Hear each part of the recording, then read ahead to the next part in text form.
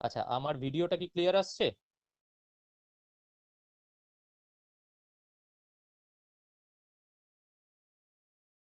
হ্যাঁ, ক্লিয়ার আসছে। ওকে। আচ্ছা, অমিত একবার ভিডিওটা একটু অন করো।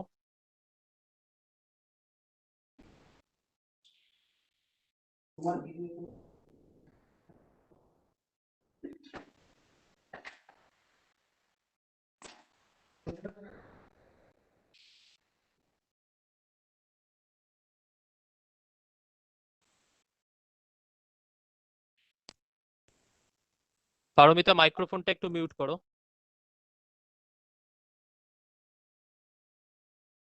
হ্যাঁ অমিত, তুমি মোবাইল থেকে করলে মোবাইলটাকে এক জায়গায় স্ট্যান্ড করাও কোথাও একটা, ঠিক আছে? নাহলে এই স্ক্রিনটা কি হবে, সব সময় ওপর নিচ করতে থাকছে। তুমি মোবাইলটাকে একটা জায়গায় স্ট্যান্ড করাও আর একটু ডিস্টেন্সে থাকো, তাহলে স্ক্রিনটা স্টিল থাকবে।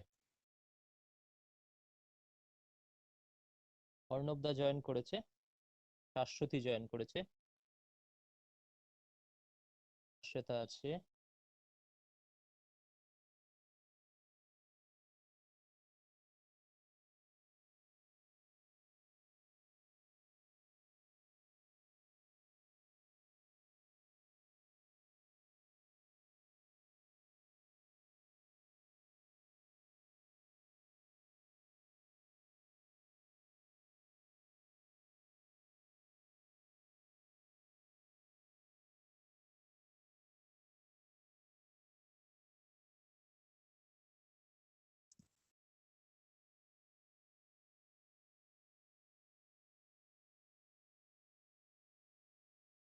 প্রিন্সিপাল স্যার আর আমাদের first speaker Sayantan Das join করে গেলেই আমরা শুরু করে দেব।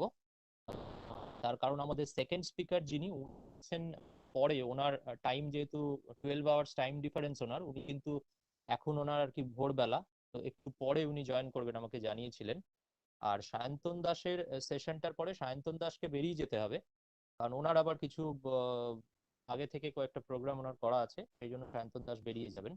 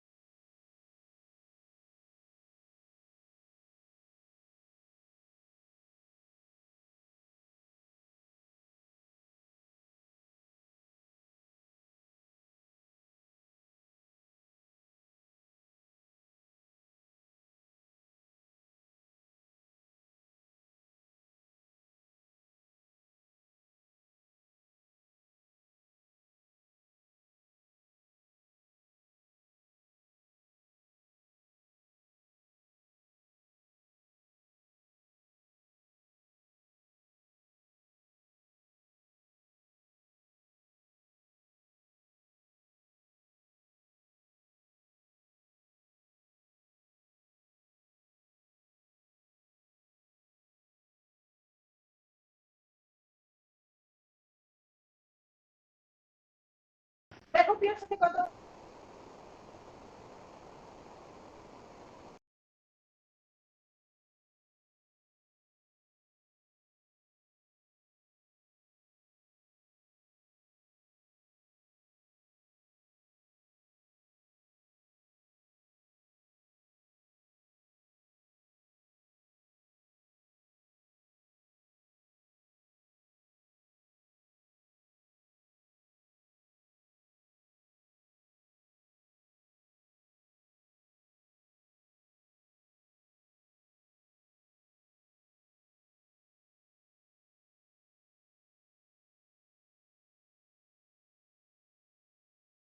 আচ্ছা, মালাদি যদি আছেন আমাকে একটু কনফার্ম করবেন যে ইউটিউব ফিডটা কি চালু হয়েছে ওখানে।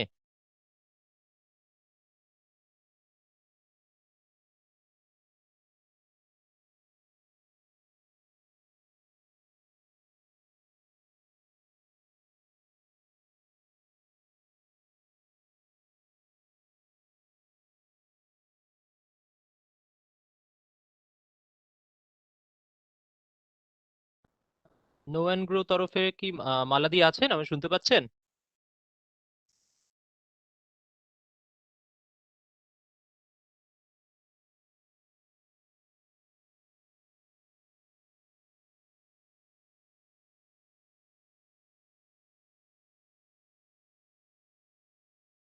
মহাশ্বেতা?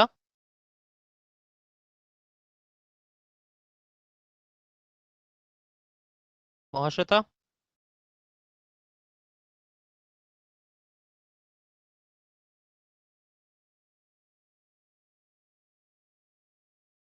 হ্যালো মহাশ্বেতা, শুনতে পাচ্ছো? জি বলুন। হ্যাঁ, বলছি তুমি একটু এখান থেকে লিভ করো তো, করে দেখো তো ইউটিউব সাউন্ডে লিংকটা। ভীষণ প্রবলেম হচ্ছে, আমি লেফট হয়ে আবার জয়েন করছি।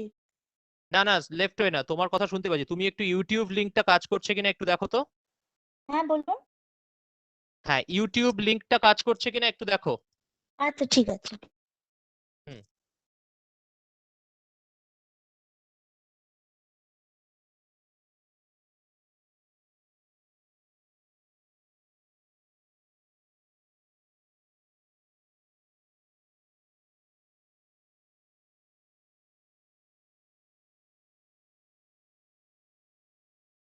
হ্যাঁ স্যার, করছে কাজ। ওকে, ইউটিউব লিংকটা ওকে আছে তো? হ্যাঁ হ্যাঁ, ওকে আছে।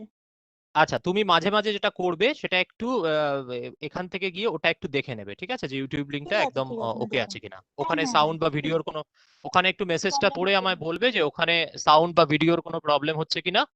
এমনি ঠিক আছে ঋতুপর্ণা ওটায় আছে, কিন্তু তুমি মাঝে মাঝে একটু বেরিয়ে দেখে নেবে যে সাউন্ড ভিডিও সব ওখানে ঠিক আছে কিনা। ঠিক আছে ঠিক আছে। হুম। ঠিক আছে।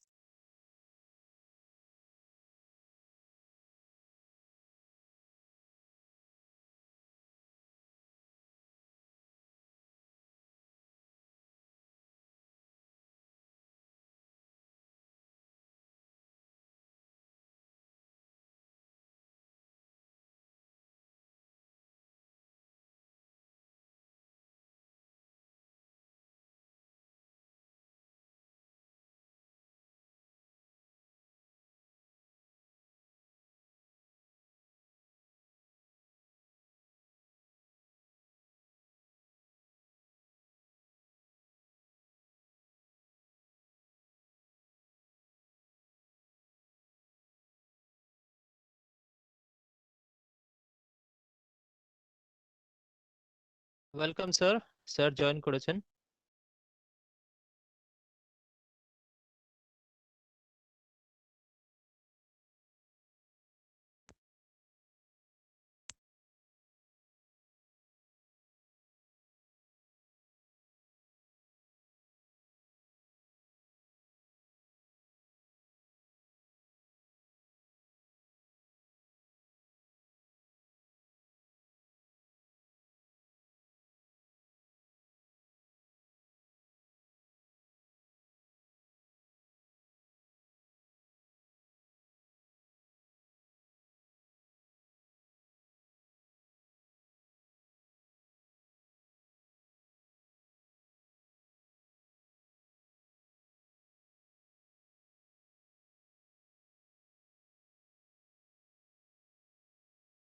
হ্যাঁ, সুভাষিস বাবু, আমি চলে এসেছি।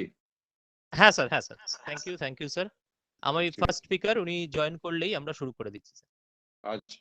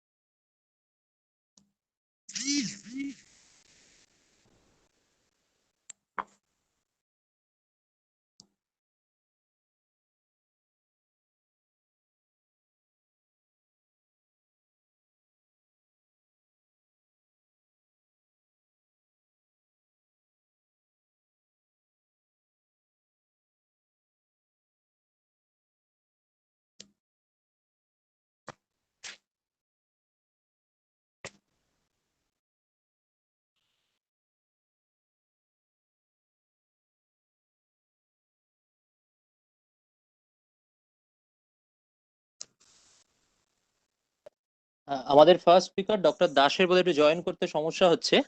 আমি দেখছি, আমি ওনার সঙ্গে কন্ট্যাক্ট করছি, উনি জয়েন করলেই আমরা শুরু করে দেবো as soon as possible.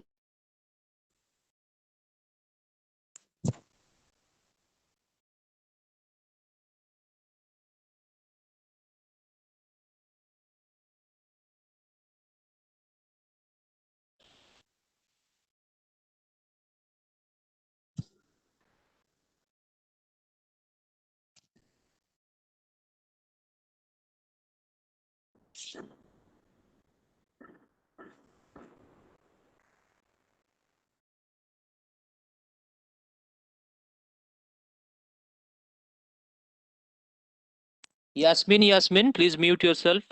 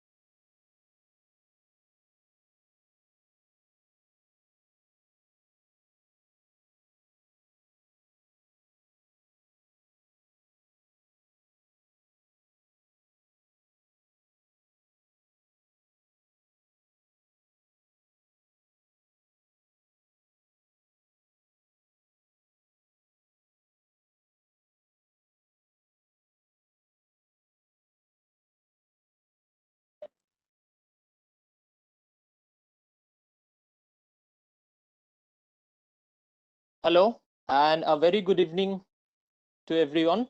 It is a moment of extreme pleasure to welcome the guests who are present over here to attend this international webinar titled Understanding Applied Methodologies in Geography from Flood Hazard Monitoring to Urban Modeling.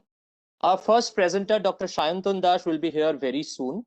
So he has asked me to actually start the proceedings for today's evening. On behalf of our institution, myself, Subhasish Pramanik, Assistant Professor Geography and convener of this webinar, I offer my regards to the speakers of the evening and to the participants joined virtually. I convey my regards to our Chief Patron, Smt.Bina Mondal, MLA Sharupnagar and President Governing Body, Shahid Nurul Islam Mahavidyalaya, for her constant support. Thank you so much, Madam, for accepting our invitation. But due to her very busy schedule and administrative work, she will not join us today, but she has sent her best wishes to us. I welcome our principal sir, Dr. Muhammad Afsar Ali, to this webinar, and I also thank him for his constant support and encouragement in organizing such events periodically. I also welcome Dr.Arnab Bhattacharyya, Coordinator IQAC, Shahid Nurul Islam Mahavidyalaya, and thank him for his constant reminder in organizing such events for overall academic excellence of our college and the fraternity concerned. I welcome other governing body members, all the faculty members of different departments of our college, other faculty members from other colleges and other universities, non-teaching staffs of our college, and who has actually helped in realizing this thing. And we are doing this virtual webinar because of this pandemic situation. I welcome our speakers, Dr. Sayantan Das of DumDum Motijheel College and Dr. Gargi Chaudhuri of University of Wisconsin-La Crosse, and thanking both of them for accepting our invitation. A very special thanks to Dr. Chaudhuri for her consent, despite having a time difference of almost 12 hours.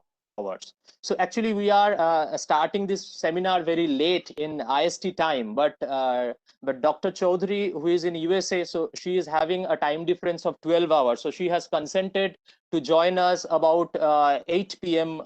Tonight. So after the first speaker will speak, and then she will join, because that will be in the early morning to her place. So now I would like to request our principal sir, Dr. Muhammad Afsar Ali, to start the proceedings of this virtual webinar and say a few words. Welcome you, sir.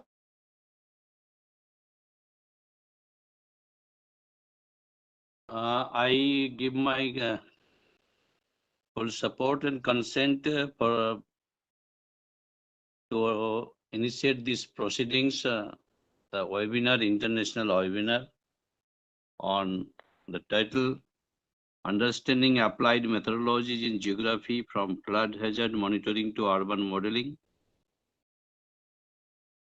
It is glad to hear that our college has been organizing such events periodically, constantly, continuously, and almost every department, I think, except one or two, has organized such beautiful events, which are very essential in sharpening our knowledge domain and enriching our students and faculties in academic sphere. I welcome and appreciate the consent and participation of the renowned resource persons, Dr. Gargi Chaudhuri, Associate Professor of Geography and Earth Science, University of Wisconsin-La Crosse, USA, and Dr. Sayantan Das, Assistant Professor of Geography, Motijheel College, DumDum. My thanks to the Department of Geography, its head, Dr. Subhasish Pramanik, for organizing this event. And I would request other departments, those who have not organized till now, are trying to organize at least one webinar at their capacity. So my best wishes with the program, and all those who are present here and those who are not will listen later on. And I request Subhasish sir to preside over the session, and I will not be able to continue here. But I am here so far I can be. I am listening, and you are authorized to preside over the session. Thank you very much. Thank you. Thank you. Thank you very much, sir. Thank you. Thank you for your constant support, sir. Now I would like to request Dr. Arnab Bhattacharyya, Coordinator IQAC, Sahid Nurul Islam Mahavidyalaya, to speak something to the audience. Dr. Bhattacharyya.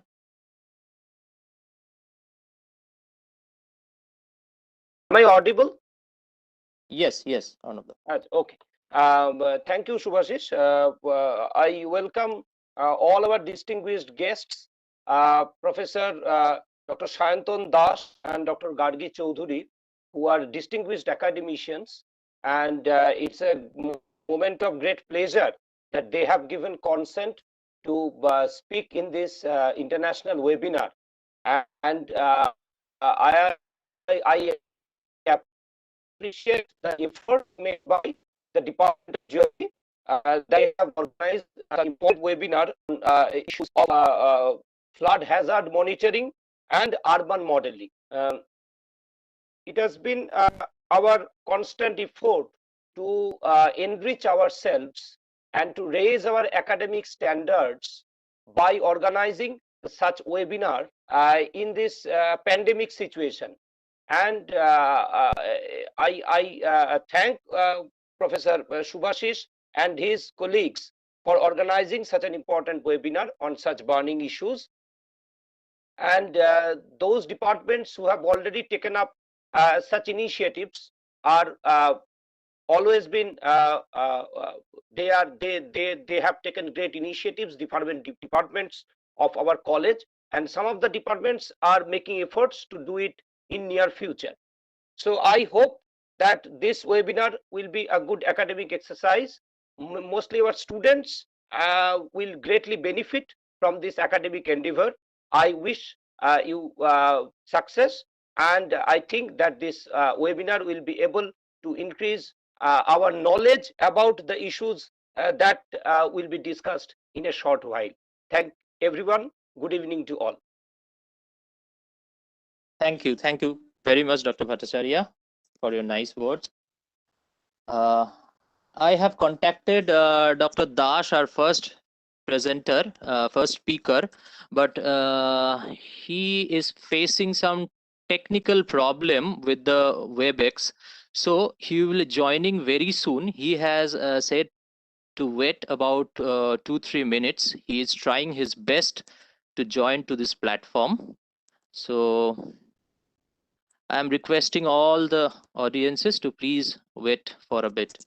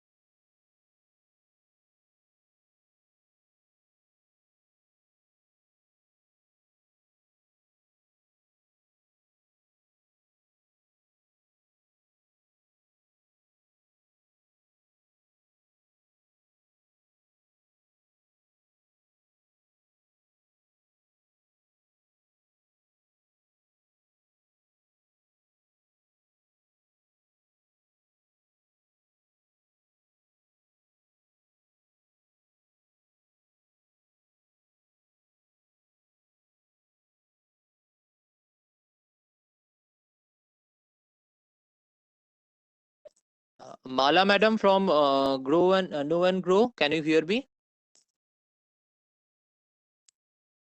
Mala ma'am.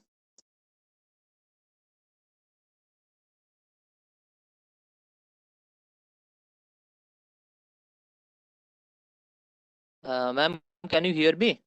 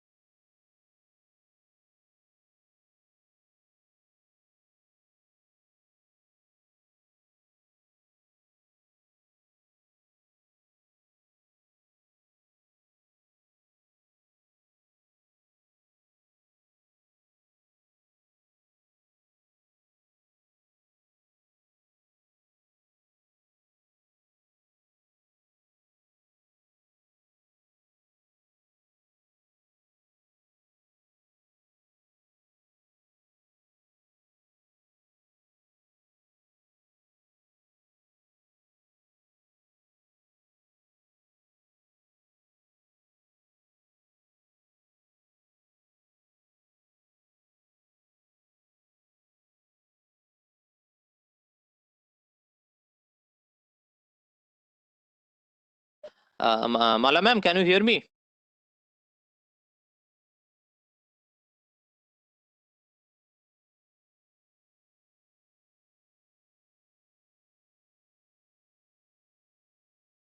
Mala ma'am, I can't hear you. Your audio is okay. Yeah, ma'am. Actually, our first speaker, Dr. Dash, is having some problem.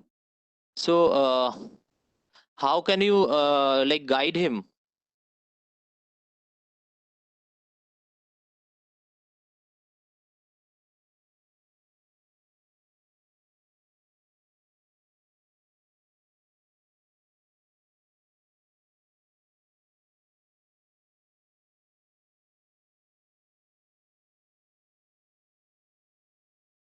Yes, he has done that. Actually, disconnecting and but he cannot join from his laptop.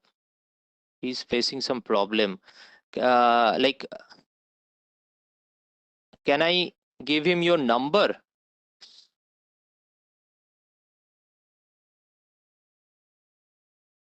Okay, okay, okay. Yes, yes, yes. I'm providing his number to you.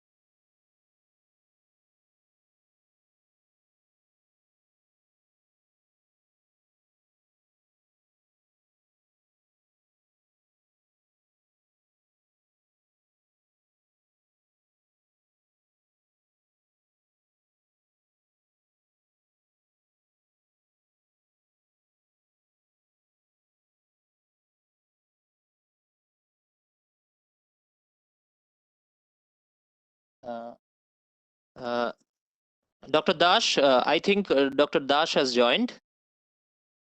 Dr. Sayantan Dash, can you hear me?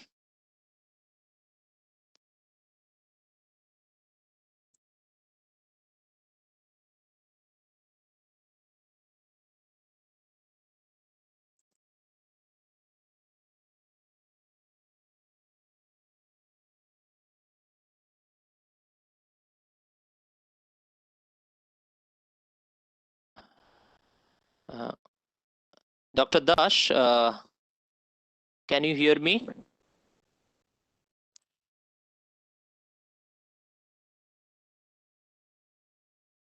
Yes. Yes, I can see you. I can see you.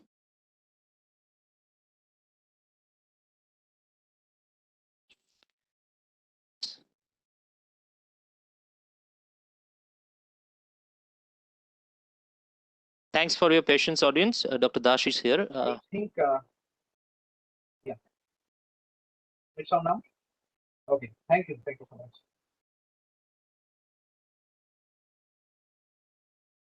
Hello, am I audible? Yes, Shantan, you are very much audible. No, still not audible. Am I audible? Yes, yes, Shantan, you are very much audible.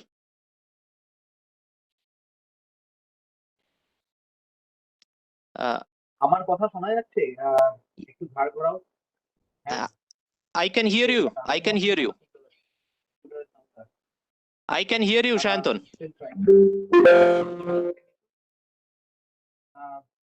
কিছু একটা hello, anything, say anything. Hello, Shantan. I can hear you. I can hear you properly. Audio and video, I'm just unmute temporarily. Holding the space bar, okay, speaker and microphone settings. Your audio is absolutely fine, Shantan. Yes, this is why it is.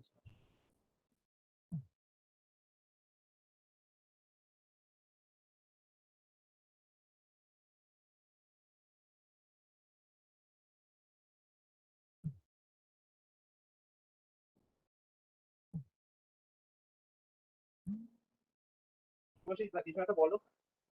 Yes, I can hear you. Yes. Thank you. Yeah. Thank you. The problem is Cisco is not a system you use very often. So this Yeah. is why I think I don't know whether you have given all the introduction and all. This part is completed or not. Yeah, that part is completed, but I have a very small introduction for you actually. Like I am welcoming Dr. Sayantan Dash. He has done his masters from University of Pune, Maharashtra, with a specialization in geomorphology, and his PhD from University of Calcutta, also in geomorphology. Presently, he is working as an assistant professor of geography in DumDum Motijheel College. He has more than 15 journal publications and book chapters under his name. He has more than 40 seminar presentations at international and national levels. He has also many awards under his belt. So I once again I'm welcoming Dr. Dash for his talk.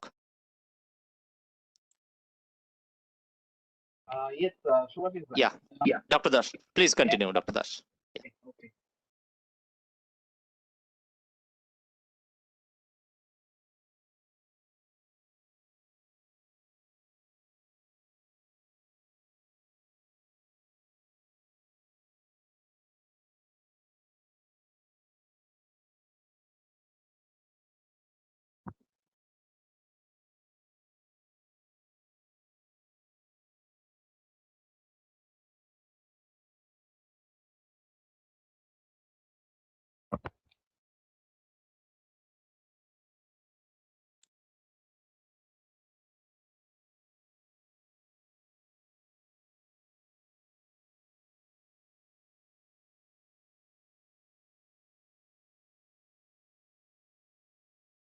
Yeah, can you see my screen?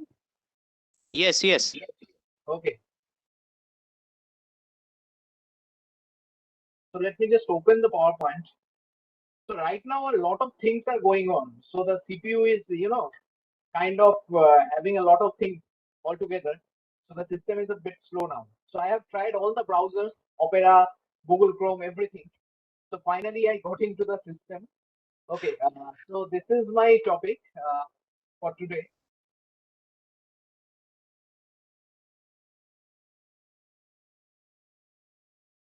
putting on this slideshow mode. And those who are using the mobile browser, I'm just requesting you to change the orientation of your handset a little bit. You can change the orientation into, I don't know how to, yes, panel is showing, it is not showing. Okay, you can just change the orientation of your mobile phone into landscape mode. I think the slides would come better in that mode. Okay, so this is the topic, flood in the DELTAIC West Bengal, examples from the last 2 decades. So I have taken the last 2 decades, in fact, not the last 2 decades, in fact, the last 25 years into consideration, because in that, in that particular period, we have got most of the major flood events here. Although before that also we have had major flood events, but in recorded history, these 25 years, this last 25 years is very much important. Okay, and this picture you can see a flooded region. This is a satellite image of Ghatal region of Paschim Medinipur. Many of you must have seen this region before, seen the photographs of this region before. This is the flood time image of 2000 September 2030. So it is not moving now.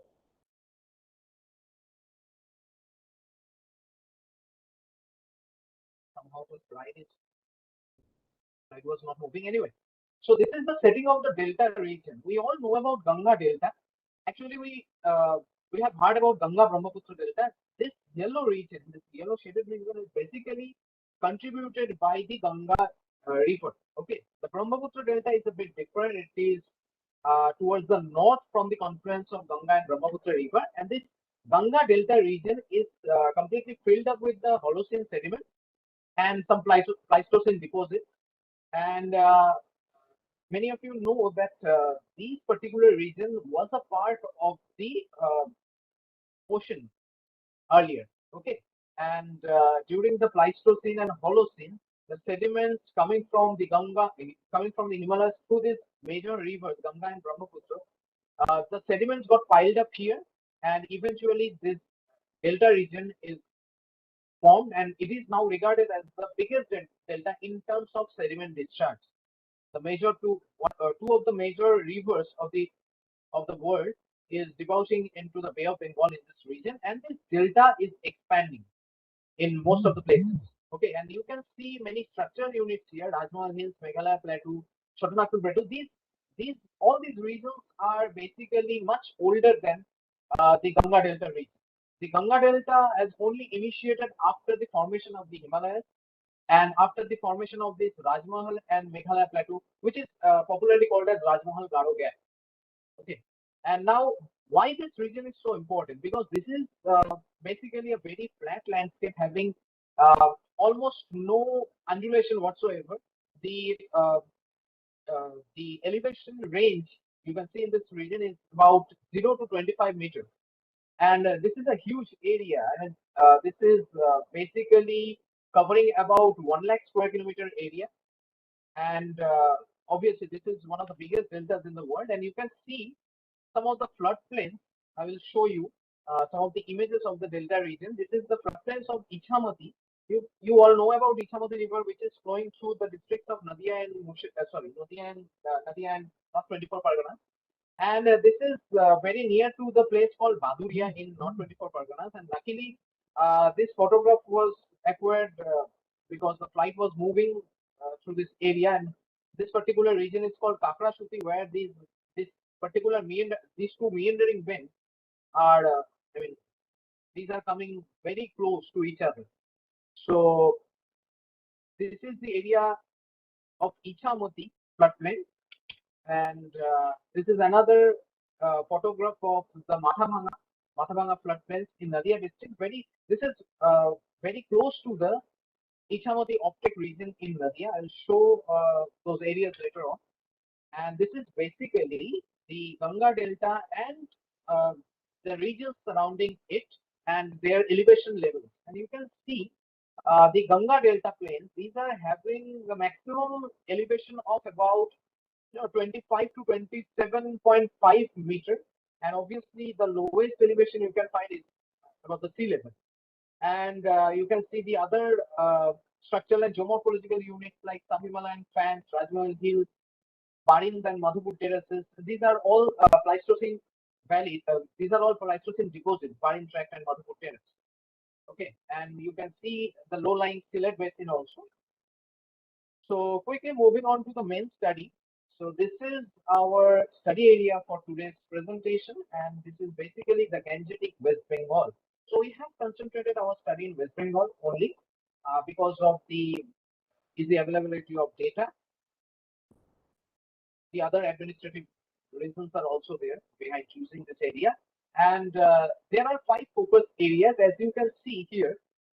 We'll start from 1998 Malda flood, then we'll quickly move on to the 2000 Central West Bengal flood, that is in the middle part of West Bengal, containing this Murshidabad, mostly containing this Murshidabad, Nadia, and North 24 Parganas district, upper part of it.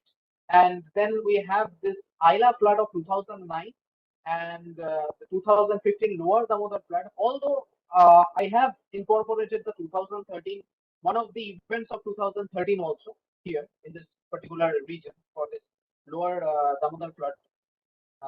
And lastly, we have this Amphan flood of 2020. Okay, so these are my focus areas, the square and rectangular boxes you can see. So one by one, I'll move to the slide.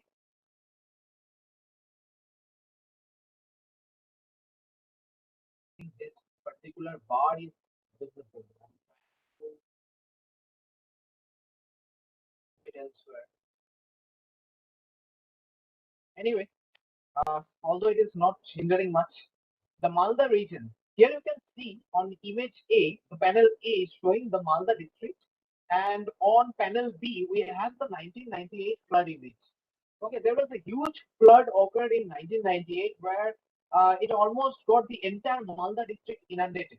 And you can see some green patches. These are basically the non-inundated areas, and these are those Pleistocene upland areas of Barin. In Bengali, it is called Borendra Bhumi or Barendra Bhumi. And Borendra Bhumi is basically situated in Bangladesh as well as in West Bengal. And it is basically cut across by 3-4 rivers.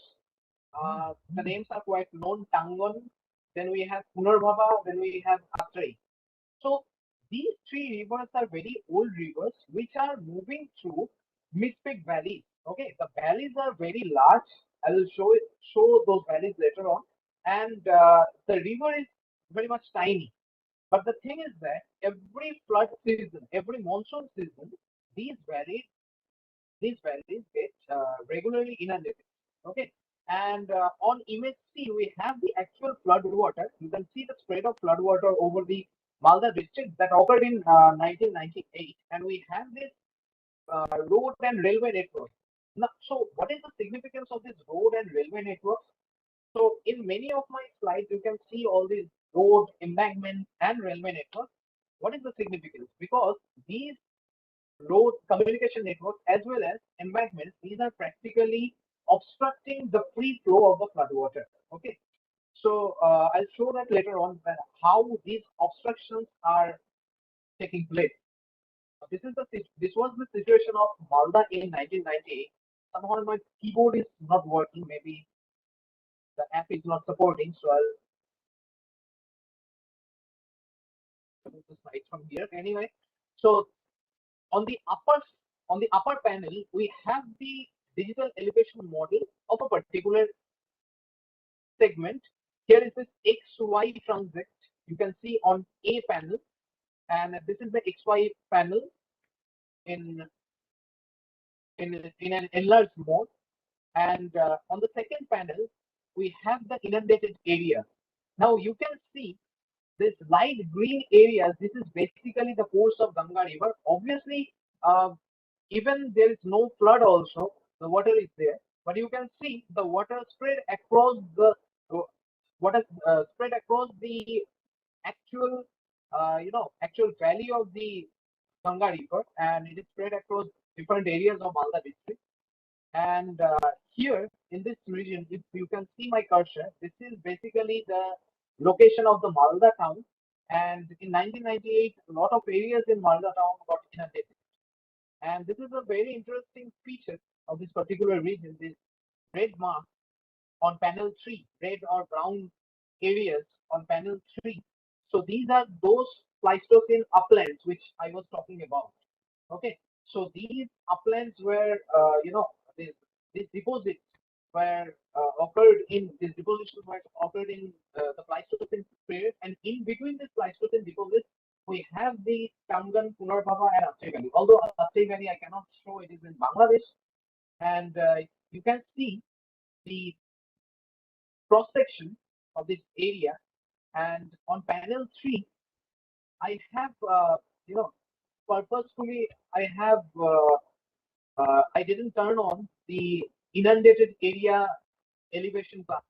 Okay, so what you can see here, the flood layer, and above it, the non-inundated areas, the digital elevation model, the digital elevation classes of the non-inundated areas are turned on, so that you can see the inundated areas, as well as you can judge by it that at which elevation the inundation has occurred.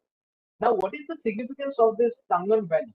Tangan Valley is basically, if we consider North Bengal, which is the northern part of West Bengal, North Bengal, uh, it is the lowest, it is having the lowest elevation of the entire North Bengal. I mean, anywhere in North Bengal you go, you can see even in the plain areas the elevation is at least 30, 35 meters. But in case of Tangan Valley, we have elevations of about 18 to 20 meters. So here's the situation of Tangan Valley in 1998, and this turquoise line, the royal blue line, you can see, not the turquoise line. So this is basically the Tangan and its tributary Mora Tangan, and this red line is basically the road network. I have shown the major roads, and here you can see the entire Tangan Valley is completely inundated by the flood water. So this is not only in 1998, this has occurred previously also. I mean, in every monsoon season, this area is getting inundated. And this is the photograph of the Tangan Valley. On the topmost panel, you can see the flood time situation of the Tangan Valley. The entire valley is covered with water, and we have the non-flood situation on the second panel here, just above viewing south. So this is the post-monsoon. I think this is the winter time situation of the Tangan Valley. And here viewing north, I should not say viewing north, this is actually viewing upstream. So on the third panel, you can see the flood time situation of the Tangan Valley. The photographs of the flood time were taken during October last year, and this year in February month, the non-flood photographs were taken. So you can see how the valley, the look of the valley, entire look of the valley has changed in two different seasons. So this is quite this is quite normal phenomenon in this region. Okay, now quickly moving on to my next slide. So the next area is the central West Bengal, central part of West Bengal, comprised of Murshidabad, Nadia, and North 24 Parganas district. Now, in the recent history, the most devastating flood event that occurred in this area was in 2000. Okay, so it accounted for 46% area of the upper Ganga Delta, which is a huge one. And I will now show you how the flood water moved from northwest towards the southeast, following the regional slope. Now, a huge amount of rainfall occurred in the upstream region, that is in Jharkhand mostly, and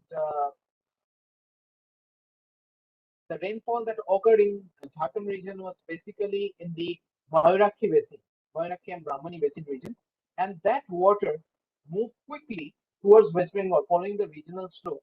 And as a result, you can see the situation has completely changed within 2 weeks. This is the situation of 14th September. You can see the huge amount of cloud is accumulating over this region, and you can see the scale. This is 50 kilometers. So you can easily judge the vastness of the cloud, the expansion of the cloud cover. And on B image, we have the flood time situation of 30th September, you can see. And this arrow is basically showing the flood water movement. Okay. And eventually the flood water started to dying down, and the sediment, you can see there is no sediment, as you can judge it from the color of the water layer, the darker color of the flood layer. And on D image here on 24th of October, uh, many of the areas around Krishnanagar, okay, which is in the central part of this region, many of the areas are still inundated. So it started on the 3rd week of September. Even after 1 month, you can see some significant patches of flood water in this region. Okay. Now this is again the movement of flood water.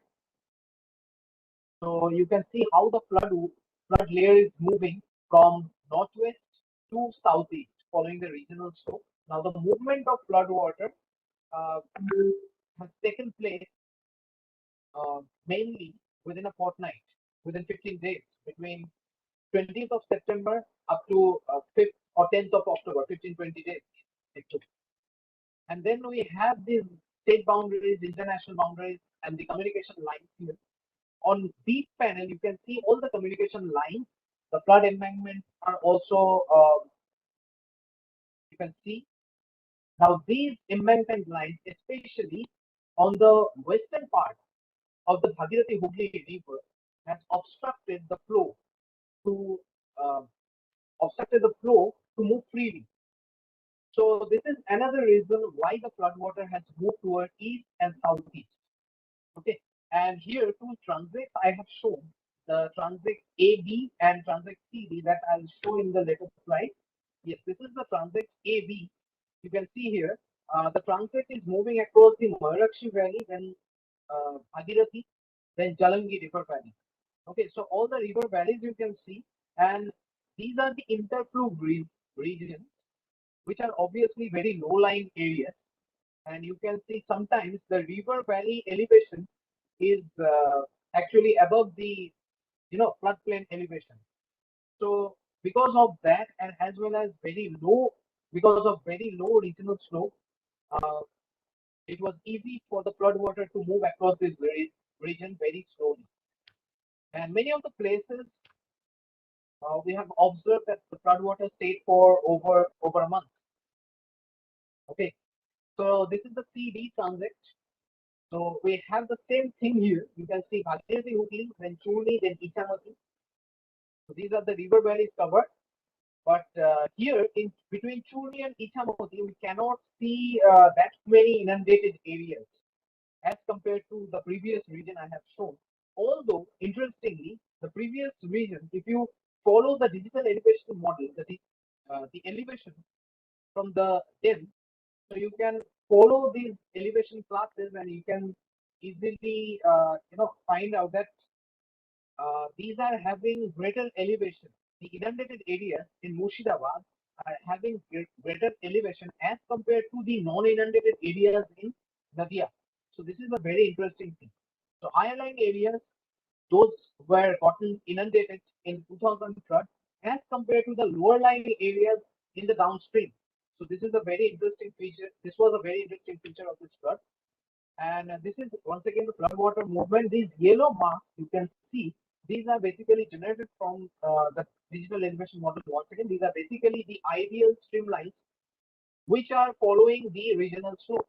And in turquoise, we have the actual rivers. So you can see, especially the Jalangi River, it is actually moving across. It is actually cutting across the regional slope. So instead of going not northwest to southeast, it is moving southward and then towards southwest to join the Bhagirathi Hooghly River. Those who know this particular river well, you know that the Jalangi meets the Bhagirathi Hooghly River by orienting towards southwest. Okay, and this is another region which is dominated by many paleo channels like Bhandarkaho, Ramdara, so these channels are basically non-functional and behave like sorry. These channels are basically behaving like elongated ponds.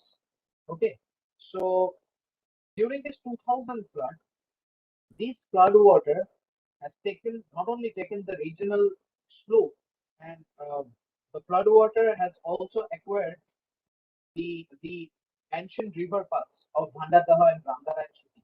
Okay, and it moved across the Jalongi River basin. So these are the floodwater routes during the 2000 flood, and you can see here from AAB how the orientation of the floodwater route has changed. Initially, it moved towards south, and then towards south-southeast, and then towards southeast. So as it moved across these river channels, it eventually reached the Jessore district of Bangladesh. And you can see the features like river valleys, oxbow lakes are shown here.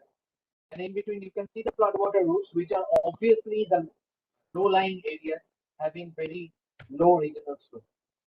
Now, these are basically non-inundated higher grounds during the 2000 flood, and these are basically marked by the elevation levels on the scene flood images. So basically, we have superposed these non-inundated elevations on the flood image. So that is why you can see the non-inundated area here.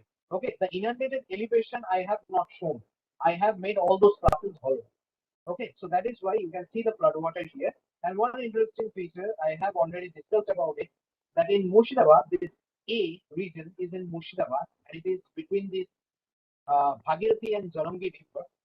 So here you can see higher lying areas got inundated as compared to the panel C, which is basically showing the interflow area between Chuni and Ichamoti.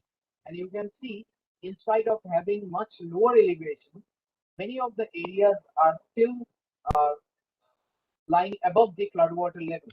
Okay. And another interesting area I can show you, I can take the liberty of this medium, this online medium, to show Google Earth also about this Kalukhali depression. This is a very interesting feature, and this area actually has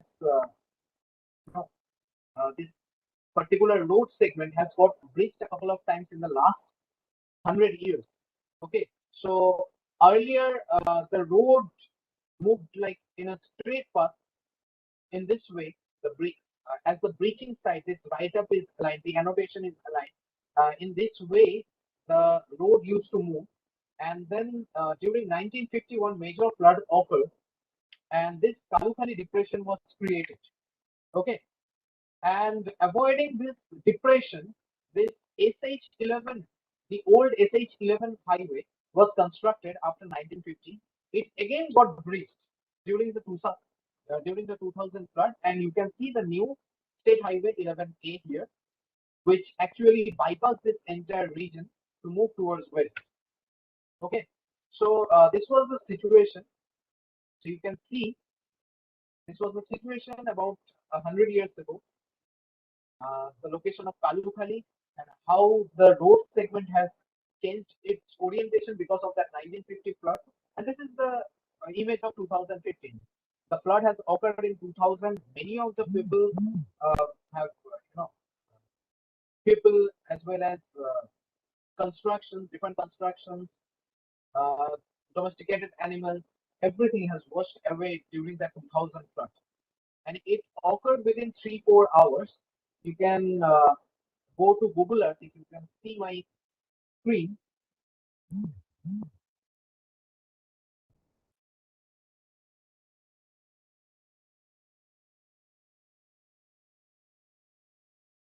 of things are open. That's why the system is much slow.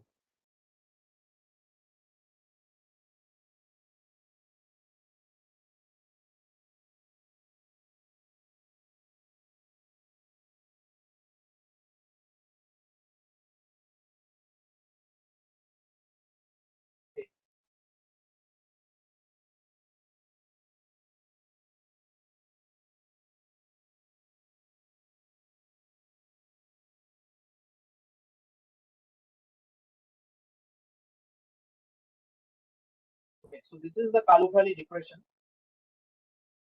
here, Murshidabad, and you can see the old road segment. And very interestingly, this depression is having greater depth as compared to the nearest, as compared to the proximal Bhagirathi channel. Okay, so when this disaster happened, the entire area was covered by sand layer. Okay, sand deposition. So the sand layer spread over the farmland. Because of that, the farming activity for the next couple of years got hampered. So this is the profile of the Kalukhali depression, profile across Kalukhali depression, and you can see from this profile, I have shown only AB profile here, and you can see here this raised portion is basically the newly constructed road, and you can see here this is having a depth of almost 14-15 meters, which is huge.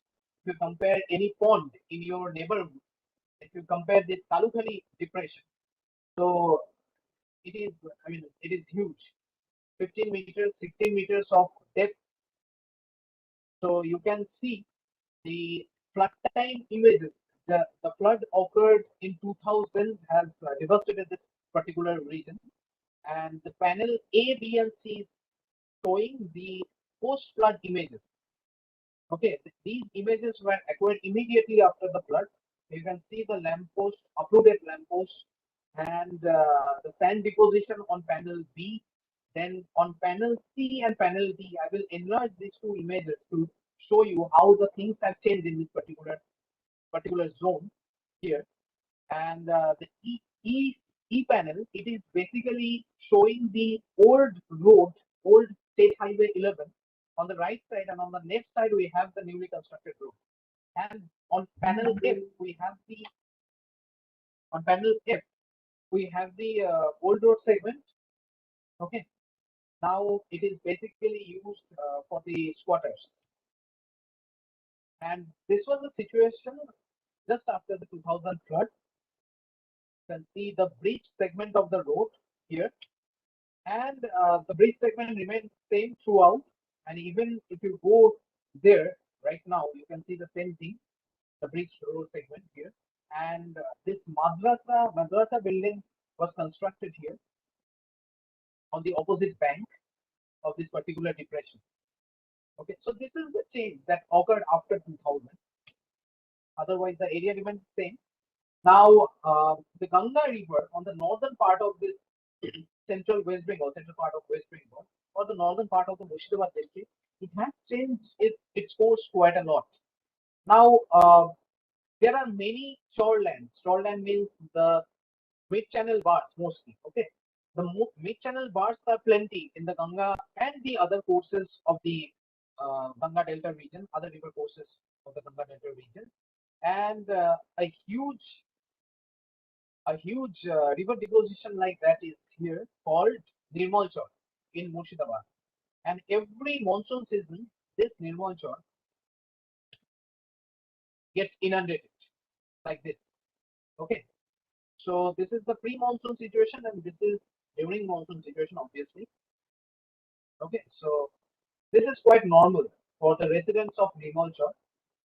So this is an area very near to the Bangladesh border, and you can see how the channel orientation of Ganga River has changed from 2000 to 2013. The Thalweg was moving towards south, moved towards south in 2000, and if you can see the Thalweg, that is the deepest part of the channel, it moved towards north in 2013.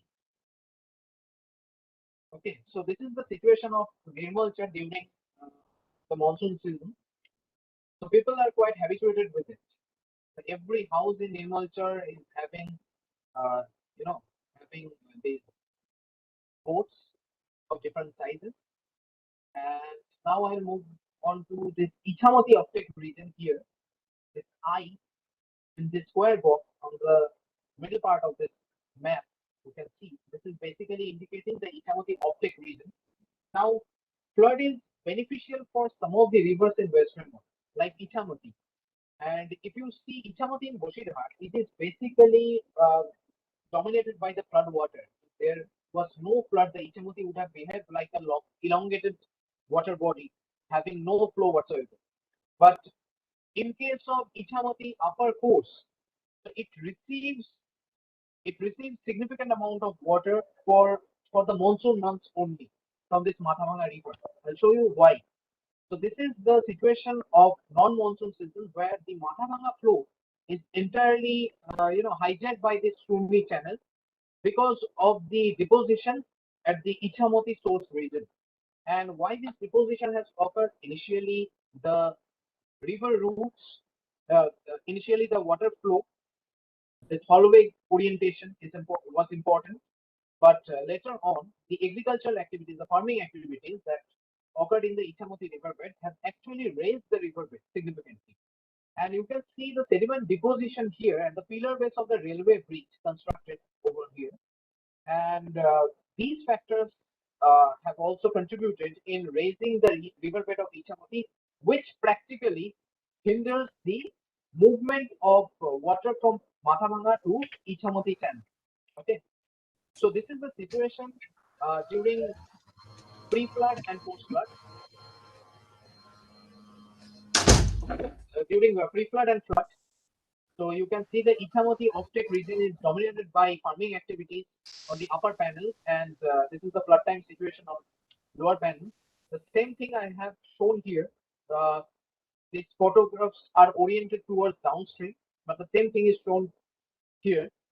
If there is flood-like situation, the Ichamoti only gets water. Okay, so water is beneficial in this. Flood is beneficial in this Ichamoti offtake region.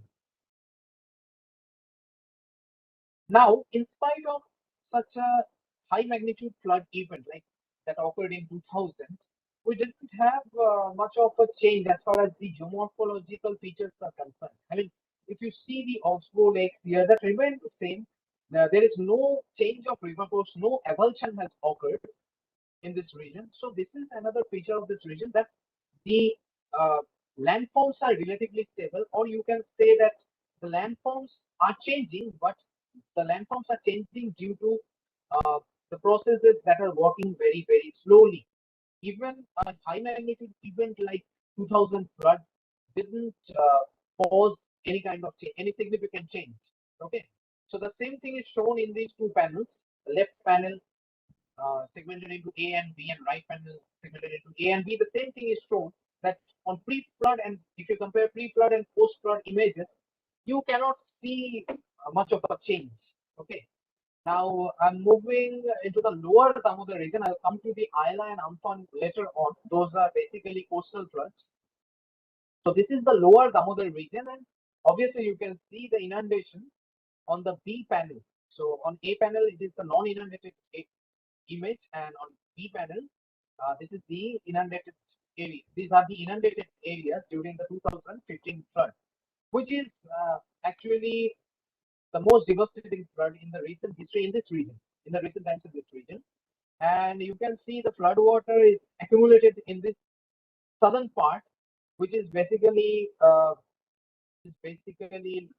southern part is basically indicating the areas of Udanayapur, Khanakul, Ghatal. So we all know that these areas are very much flood prone, and because of their basin-like orientation, okay, and very low regional slope. So all the water from Damodar and Damodar and other rivers are moving down towards south to move into the Rupnarayan channel and eventually towards Bay of Bengal, and the flood water gets eventually stuck in this particular place, and that is why it normally remains for a long time. Okay, now this was the situation during the 2000 flood, and the turquoise layers are basically indicating the spread of the flood water. You can see, and different transects are also shown here. Transect PQ and transect RS. Transect R is basically indicating the Ghatal region, and you can see the Shilavati, Rupnarayan, these rivers are there. And a very interesting feature, if you see the left part, I should not say the left part, the western part of Shilabati channel, you can see the flood water is there. But in spite of having lower elevation, the eastern part is having less amount of inundation. This has occurred because of the placement of circuit embankment in the Khatal region. So the British, during the British period, this master plan, Khatal master plan, was you know, um, the inception of Khatar master plan had occurred, and although still it didn't take place fully, it didn't materialize fully, but some circuit amendments were placed, and some areas of Khatar are still having the benefit of it. But mostly the Khatal region is very much flood prone. I'll show that later on. So this is the Khatal region, and you can see the flat areas.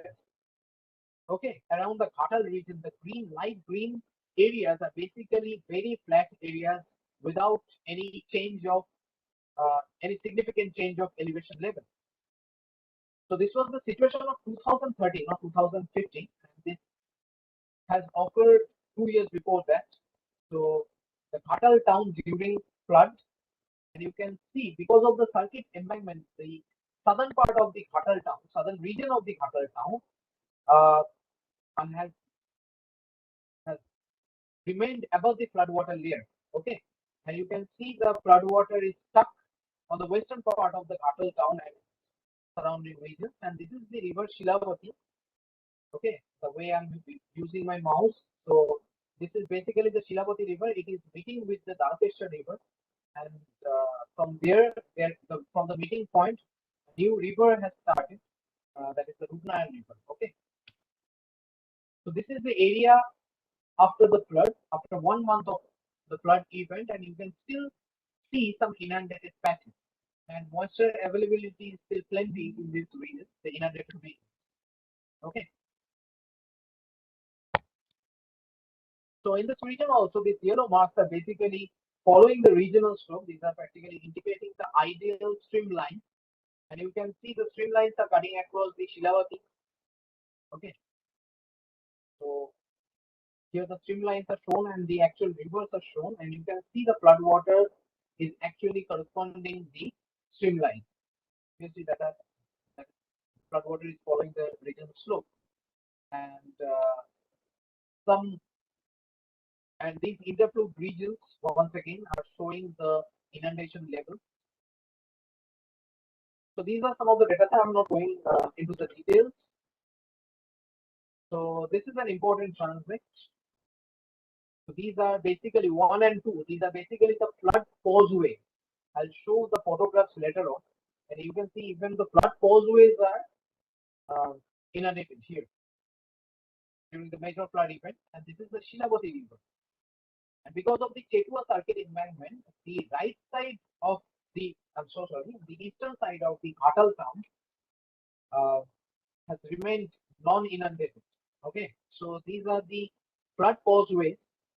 So causeways are basically the routes raised above the flood water, supposed to raise the road above the flood water level to maintain the communication link. And you can see on the right side, these two images are the flood time images when these causeways were getting constructed. Okay. So once again, the photographs, and I'm showing the flood causeway during the non-flood season, and you can see the Khatal Chandrakona road. The construction work is going on to raise the road above the flood level. So I'm moving into the coastal floods, that is Ayla, first of all. Now the Ayla flood has occurred in 2009 May month. Okay. Now what is the significance of this flood event? This flood was practically influenced by the Ayla cyclone, and this cyclone was coincided with the spring tide event. Okay, and due to which, although the wind speed was not much for this particular cyclone, the flood water, the flood water.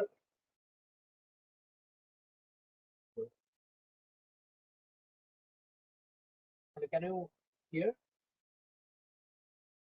Yes, yes, you can. Okay, okay. Okay, you can see on C panel and D panel especially. On C panel and D panel especially, the region above the core area of Sundarban, you can see the spread of floodwater here. The floodwater is once again marked by the turquoise color, and many areas of Sundarban, especially the reclaimed part of Sundarban, was remained under the water for a long time. And because of the intrusion of salt water due to the high tide, due to the storm surge, uh, many areas, uh, many farmlands were remained unused for a long time because of the fertility loss. Okay. Now this is the situation of Amphan flood that occurred in 2020 last year. Now the previous slide we have seen the ILA affected regions, mostly in southern part, mostly in the South 24 Parganas and North 24 Parganas, southern part of it. And in case of Amphan, we have these inundated areas mostly occurred in the Purba Medinipur district, Howrah district, and the western part of the South 24 Parganas district. Okay, so the areas are different, and in case of Amphan, the difference with Isla is basically the Amphan didn't coincide with any kind of spring tide event. So that is why, in spite of the wind speed, in spite of the much higher sustained wind speed, the floodwater intrusion, the storm surge intrusion was much lesser, especially on the reclaimed part of Sundarban. So this was the situation during the Amphan, and you can see the inundated areas indicated by the dark blue colors. You can see on the B image the airport, Kolkata airport runway, completely inundated by the floodwater.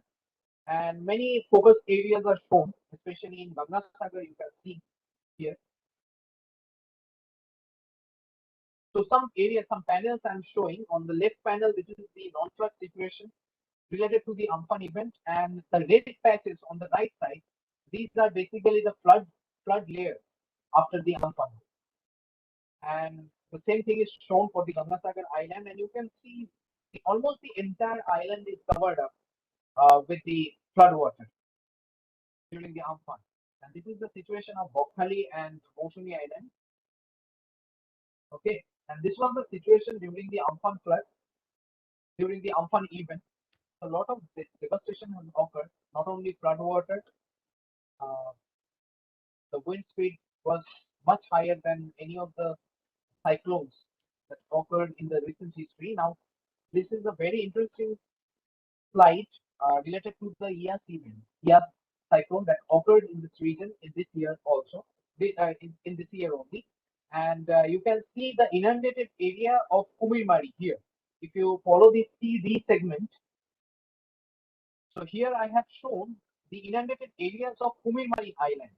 So why the Kumirmari Island looks different on the left panel as compared to this Jilla Reserve Forest? Because the Jilla Reserve Forest is basically on the core area of Sundarban, within the core area of Sundarban.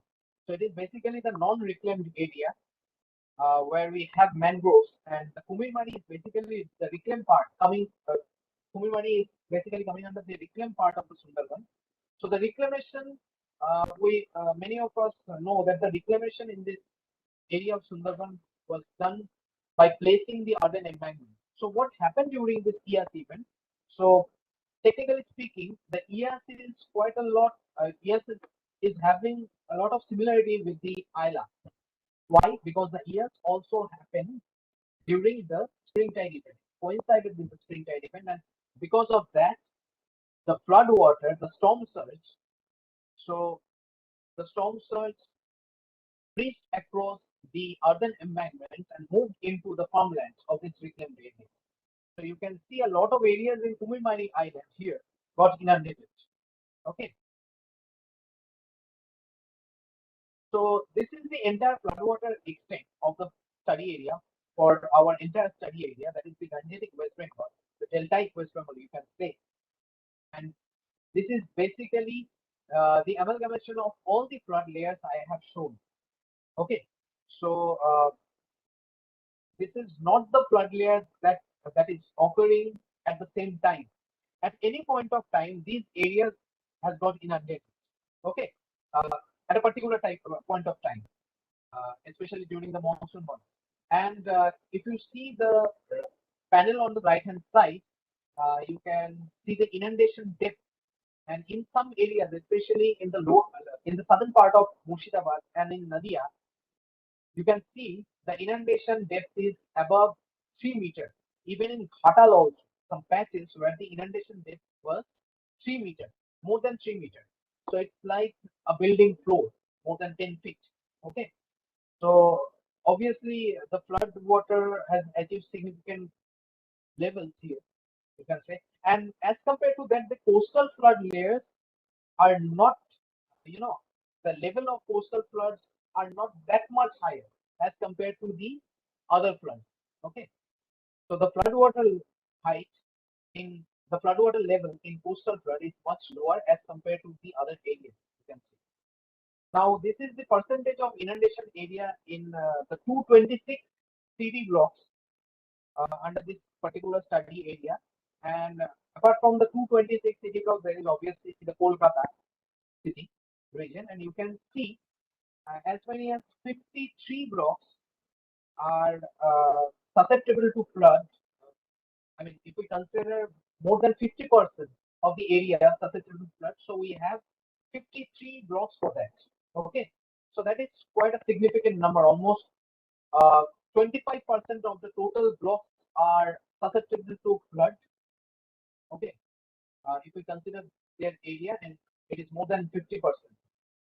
And if we see the floodwater distribution across the district, and if we consider the entire flood layer and their distribution across the district, so we have the maximum percentage of area under flood for Nadia and Murshidabad district as compared to obviously Jhargram, which is having a much lesser area under this DELTAIC West Bengal, and as compared to Birbhum also. Okay, Birbhum, Bankura. So these districts are having much lower amount of inundation. The area susceptible to flood is much lower as far as the percentages are concerned. And this is the block specific population distribution of the Gangetic West Bengal in 2021. Obviously, this is the estimated population. We have estimated this population by considering the 1991, 2001, and 2021 census. And why a flood is so much important in this region? Because of the population, because of the population density. And you can see in panel, in all the panels actually, that in many highly inhabited areas, densely inhabited areas, we have a significant amount of flood inundation. So why the vulnerability increases? Because of the inhabitants, because of the human factor, because of the residents of this region. Okay. So this was it. I'm sorry for the initial technical glitches. It was completely out of my hand. I couldn't do anything about it. So that is why I have to stretch this a little bit. I'm so sorry for that. So if you have any question, you can ask.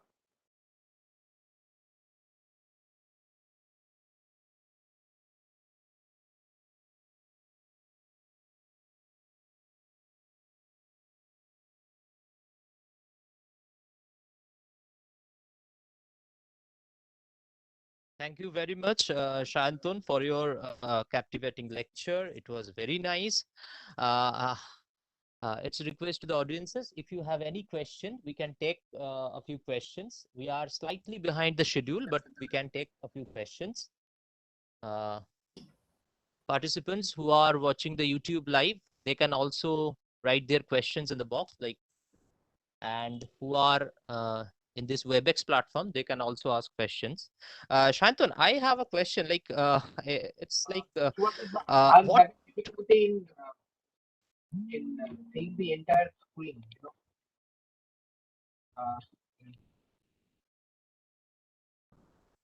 Okay. Participants. Everything is minimized actually. Okay.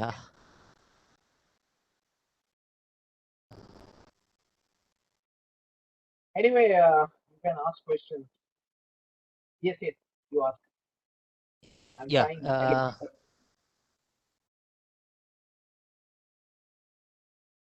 Yeah, I'm also having some trouble seeing other participants. Actually, your screen is actually. Should I stop my presentation?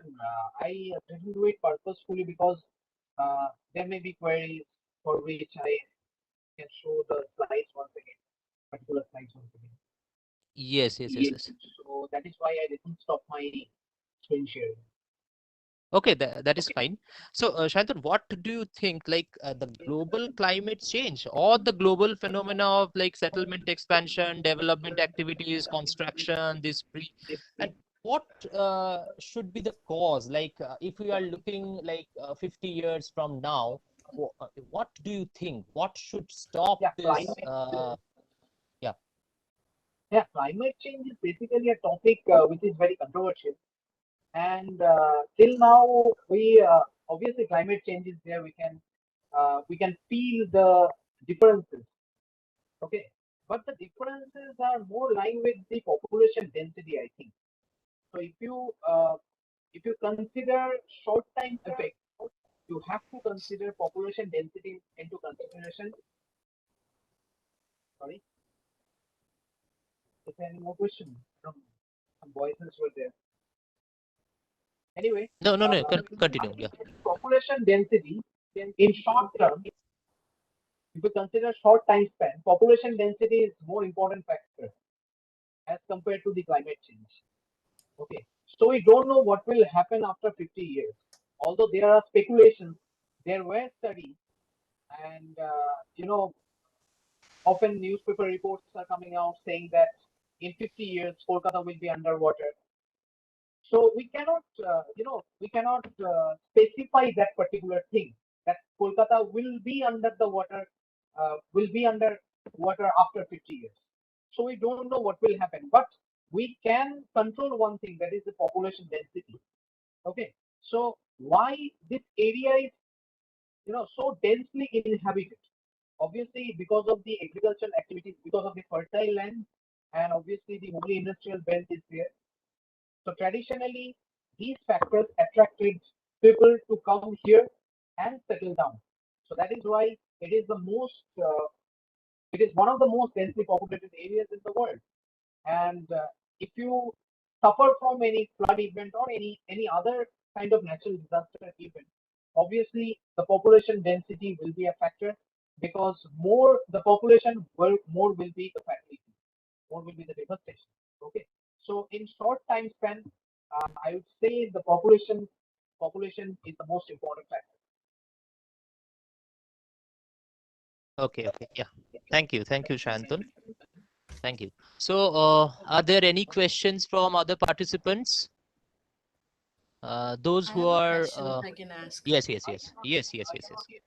Even my Hi, Sayantan. I'm Gargi Chaudhuri. I wanted to ask you how did you calculate that stream? There was this line that shows the stream, and you compared that with the flood, right? What kind of, um, this is yeah, these, basically yeah. yes. So these are the streamlines generated from the Dept. So if you know you go through the automated process of through the digital elevation model, if you use any standard software like IQAC or TNT, you will Oh, have okay. the streamline. Yeah. So not these streamlines are not always corresponding with the actual flow line. Okay. Mm-hmm. So what we saw here, that the flood water actually followed the streamlines in case of 2000 flood instead of following the river line. Okay. So obviously, because these streamlines are following the regional slope, so that is why I have shown it. And you can see this Solongi channel. It is practically cutting across the regional slope. Okay, so the regional slope is towards southeast, but the river is flowing towards southwest. There may be other Okay. factors. I have not made any study on that. So Okay. So what is the resolution of your images? Is this Landsat? this is Landsat 30-meter, but I have used different images. Okay. Like if you see this one is leak 3 of 23.5, and Mm-hmm. one of the in a couple of slides here, these are basically the radar images, 5-meter resolution. So without radar, Okay. you cannot calculate the water layer immediately after any kind of cyclone event because of the cloud. Okay. These are the So kind did of you things. use radar, the Uh, radar here with the streamline? no streamline was generated here. Okay. So these are the actually inundated patches. The red marks you see here, these are actual inundated areas. Okay. And what we can do, we can extract these raster layers and convert into the vector, and therefore we get the actual areas, actual amount of area under the inundation. Okay. Thank you. Thank you. So anyone else? Practically, I'm blindly answering. I cannot see anyone. So not accustomed with this Cisco system. Yeah. Sorry. Is there any question?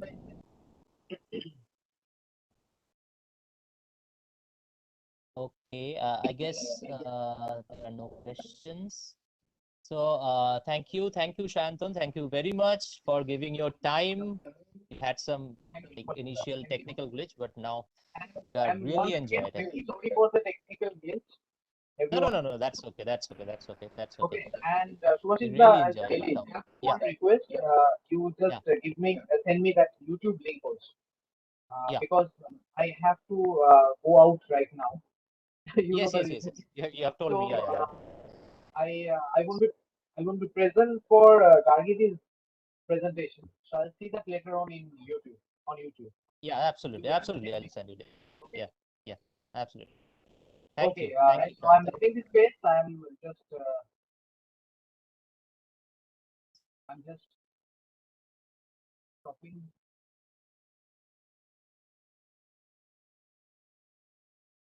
Yeah, stop sharing. Okay, has it stopped? Yeah, Yes. then I can see everyone. That's all. Yeah. Only after stopping everything I can see. Anyway, Gargi, you follow up. I will see your presentation later on. Sure. Thank you. See you. Okay. Well, welcome, Gargi. Our second speaker for today's webinar is Dr. Gargi Chaudhuri. Dr. Chaudhuri has done her master's from the University of Calcutta with a specialization in cartography and a PhD from University of California, Santa Barbara in GI Science and Urban Geography. Presently, she is working as an associate professor of geography and earth science, University of Wisconsin-La Crosse. She has more than 25 publications under her name in various peer-reviewed journals, conference proceedings, book chapters, non-peer-reviewed conference proceedings, and presentations. She has been supervising researchers for the last 10 years. Now, I welcome again Gargi for your presentation. Thank you, Subhasish. Thank you for the invitation and accommodating the time, I guess. Yes. Okay, I'll share my screen. Yes.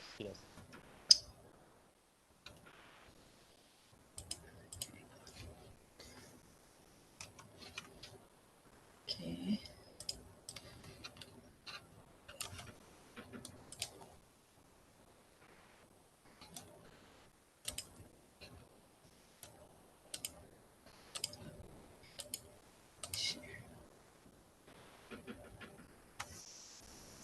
Okay. Can you hear me and see my screen? Yes, Gargi, yes. Okay. Okay, so good evening, everyone. It's morning here. So, but what I'm going to talk about today is modeling urban growth with the SLEUTH land use change model. So, to give you a context, SLEUTH is a urban growth model specifically focused on urban growth, and I've been working, or I was introduced to this model when I started my PhD, and so I've been working with SLEUTH since, or I started working with SLEUTH since 2008. 2007 is when I joined PhD. So it has been a great learning curve to learn these urban growth models, which are heavily based on computer science. So being a student of geography with the specialization is in cartography definitely was a big booster for me to understand the math and the logic behind these sort of computer-based model. But trying to understand like a C code with no background in programming at that time in 2007 was a steep curve for me to learn. But anyway, I did my PhD in 4 years and then kept on working on it. So what I'm going to talk about today is basically really a broad outline of what sleuth model is and the background of why we use such urban growth models, and some examples, not too many, of applications. And I'm happy to talk about more applications later, but I wanted to stick to my time. Um, so I'll start. So first of all, we are living in an age Anthropocene, and in that era, we are seeing some unprecedented urbanization, and that is true for mostly the developing regions of the world, such as South Asia, East Asia, Africa. Latin America is almost 80% urbanized. So the growth that we see now and in the future is in Asia. And so the global south is mostly where the proportion of urban area is increasing at a fast pace.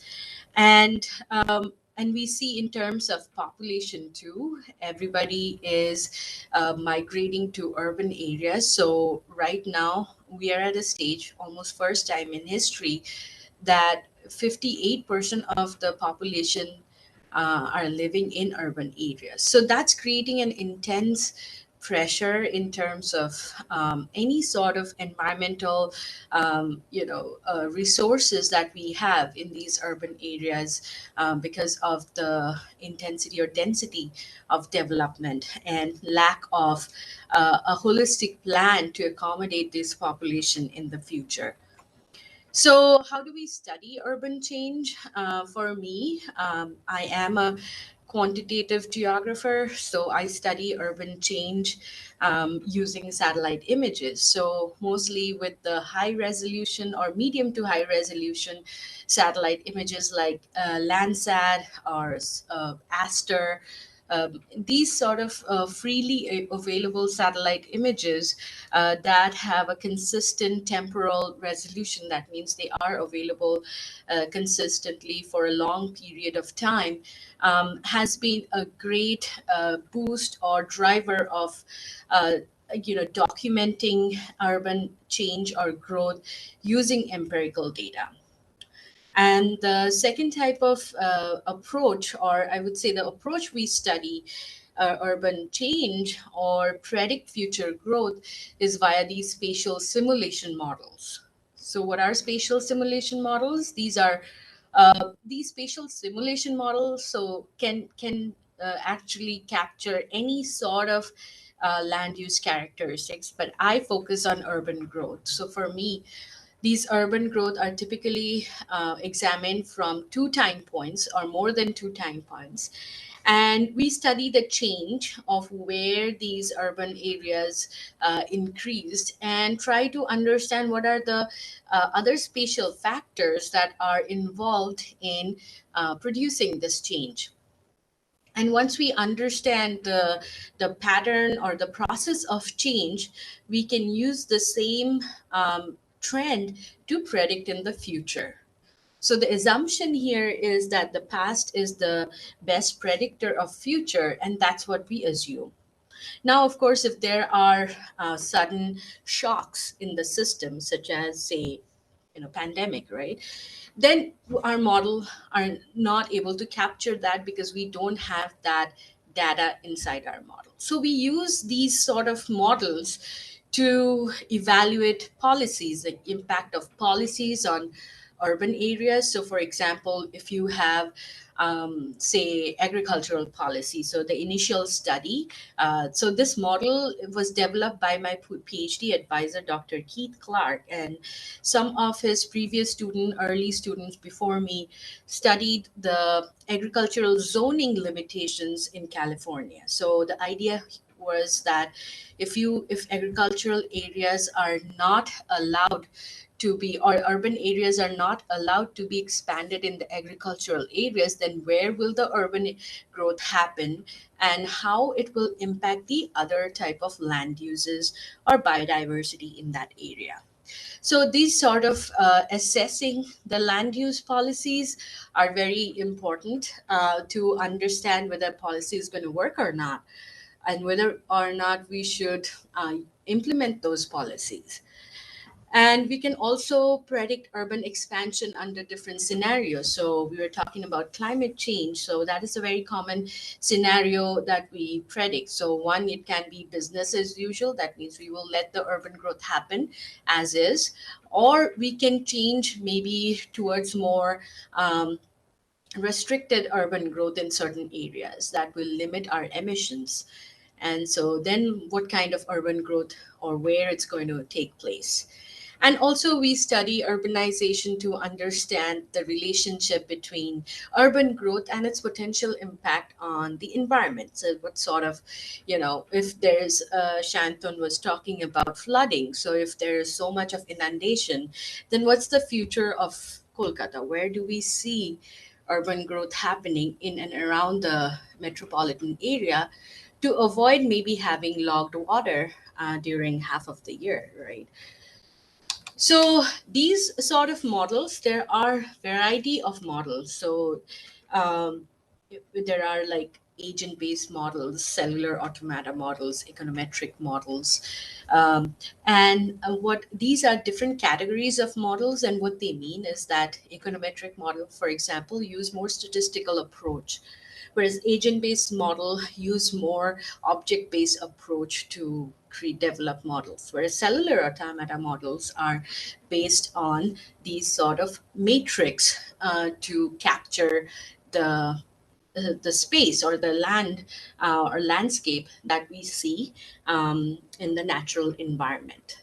So SLEUTH, the model that I'm talking about, is a cellular automata model.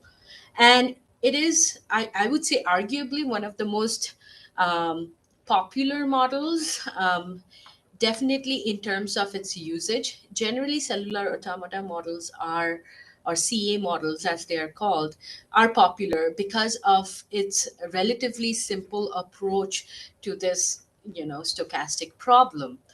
However, simplicity has a cost, so uncertainty or less I would say not able to capture the complexity as much as the other type of models that we use. But it's very important to understand that these types of models that we are talking about are heavily based on data. And when we are talking about spatial data, that means freely available spatial data. And if I mean, all of you have been working on, in India with these spatial data, we all know that there isn't a lot of data out there that are freely available like America or Europe. Here, the data is so rich that you can do anything and everything with the data set. But in South Asia, Africa, Latin America, these areas are not as data rich as the Western world. So we have to use the available data set and make most of it, right? So having a simple way to model and capture what's happening in that location, it's better than having to find or figure out more data to create a better model. And cellular automata models are a natural fit to the raster data model because it's dealing with matrix, and raster data model is a pixel of matrix. So in CA models, it's actually the same It's based on the theory or the works of John Conway, who tried to simulate the cycle of life. So there were the cellular automata model takes cells, which in our case will be pixels of a raster data set, states, which is what state are you in your, and in this case, in a landscape, it's the type of land use that the pixel is capturing. Then units are the time, because every year or time period we have land use, say 1995, 2000, 2005. And then there are rules that determine the growth and change. That means, how this land use change is happening. It's not random. So there is a trend that we can capture from the historical data set. Of course, these rules change based on what type of CA model you are using, but these four characteristics remain the same. So SLEUTH is actually an acronym for the type of data set or input layers that goes into the model. So we have slope, land use, exclusion. Exclusion is a type of layer where you identify which area is excluded from future urban growth. And then urban areas, transportation layer, mostly road network layer, and hillshade, which is just, hillshade is mostly for visualization of the data set. What it does is essentially uses historical data set to forecast future change. It's actually a coupled model. That means there are two sub-models that work together to capture this change. So one is the Clark's, or Keith Clark, my advisor, his urban growth model. And the other one is a very old Deltatron land use model. So these two models work together to simulate the change. It's an open source model. That means anywhere in the world you can download the model. It's written in C, so it's a C package, and you can use it in a Linux system, or if you are using Windows operating system, then you have to install a free software called Cygwin, which is a Unix emulator for Windows, and then run the whole program. So this link that I showed, that's the link of the model. So if you follow that link, and I can post that later, you can see the SLEUTH web page, which I built when I was a grad student or PhD student in UC Santa Barbara. So the type of data that we require, and as I'm saying that it's relatively simple, because the other type of models, and there are many models, agent-based model, econometric model, they need way more data than what SLEUTH does. So essentially, as I said, SLEUTH needs only 6 types of data set. One is the slope that is derived from the digital elevation model. And then you have land use. So this land use layer is needed for the Deltatron land use model. And you will need minimum 2 land uses, maximum 4. And this is the data matrix from one of my studies during my PhD. So you can, and this area is my PhD study area, which was, it's in Italy and Slovenia in the border area. So this part is the Italian area called Gorizia. This town, it's called Gorizia.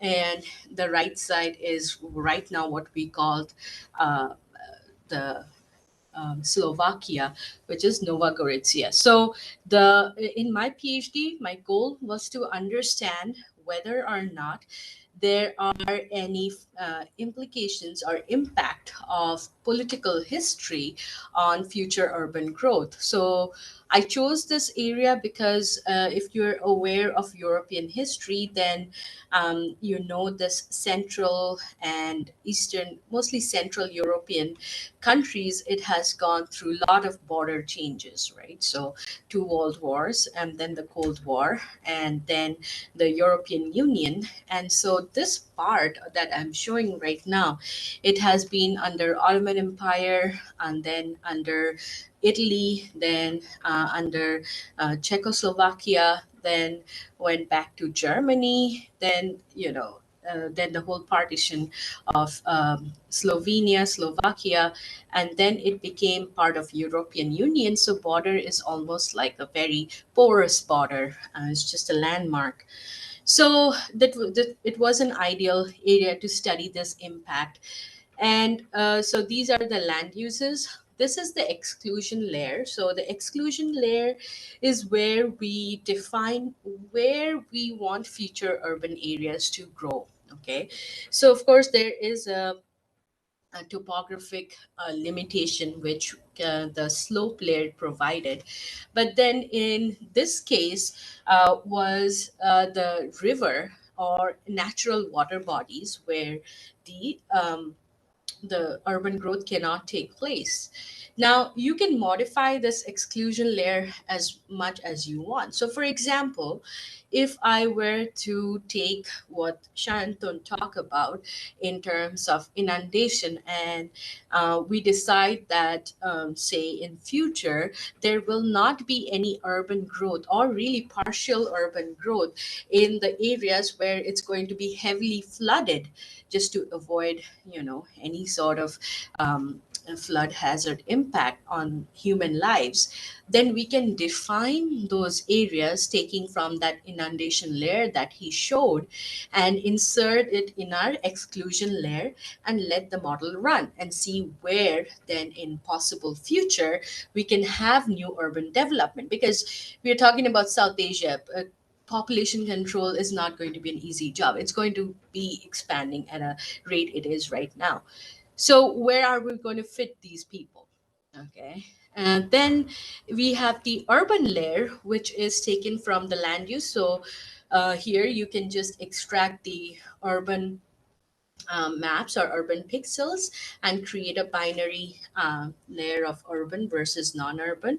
And then you have the transportation layer, and you can have different scenarios of running these models where you can use roads which are weighted by how important that road is. That means, are we looking at, say, highways or maybe primary roads or secondary roads, tertiary roads? So is there a sort of like weighting, as in the highways will attract more growth, or in case of India, the primary roads attract more development? Is that the case? Or maybe any road is good for development? So you can use those sort of weighting to kind of characterize the local trend of urban growth. And then finally, you have the hill shade layer, which technically doesn't influence the model as such. It is more for visualization of the output. So what is the modeling process? Any sort of modeling process, no matter what type of model you are running, goes through 3 stages. And it's not that all researchers follow this 3-step, but they should, because calibration and prediction are part of model building, but validation is important. That means whatever you're predicting, if you're not validating, that means if you're not testing whether that's a true prediction or not, then there is no point of modeling. Then why would I spend so much of time and resources modeling if I am predicting something which is really not going to happen or out of the ordinary? So validation really helps to build trust on your modeling process, and it is an important part of modeling. So I review a lot of paper in the journals that are published for urban modeling, and any work that doesn't include validation, that's a first way not accept. Like the first thing is it's not accepted. It's you have to show validation, otherwise your modeling process is of no use. So what is the calibration looks like? Calibration is generally how we capture the historical trend that we see within the model. So the model has to understand what's going on in a local area, because every urban area is different from one another. So even within India, or let's say about eastern part of South Asia, Dhaka and Kolkata, they are similar in terms of population size, in terms of rate of growth, and all the complexity. So if we are modeling those two cities, it's definitely going to be characterized by some local features that are unique to Dhaka and unique to Kolkata. So we need to understand the local characteristics, and then the model will get information of how to predict that for future. And that's the good thing about SLEUTH model, that it doesn't have any preconceived assumption which has to be applicable everywhere in the world. So that's why it's so popular. People from like every part of the world are using this model. I'll talk more about that later.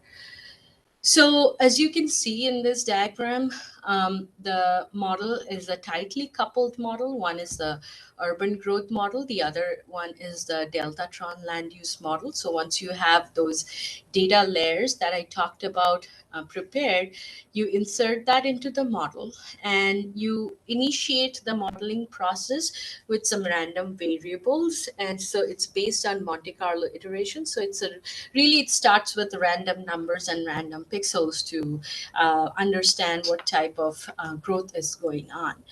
And to read this growth or the type of growth it's been happening in those areas, we look at two types of growth. One is there are some growth rules that are tested, and then there's a self-modification rule that is created to capture the linear growth. Or not really linear, the type of growth. So it can be linear or non-linear.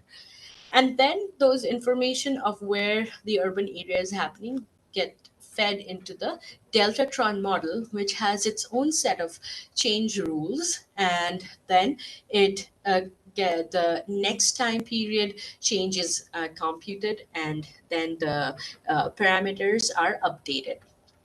So I'll talk a little bit more about these rules. So in the urban growth model, that's my focus. The Deltatron model has not been updated or used as much. So we mostly focus on the urban growth model. This urban growth model has got 4 rules. That means it has got 4 types of urban growth that it reads. One is spontaneous growth.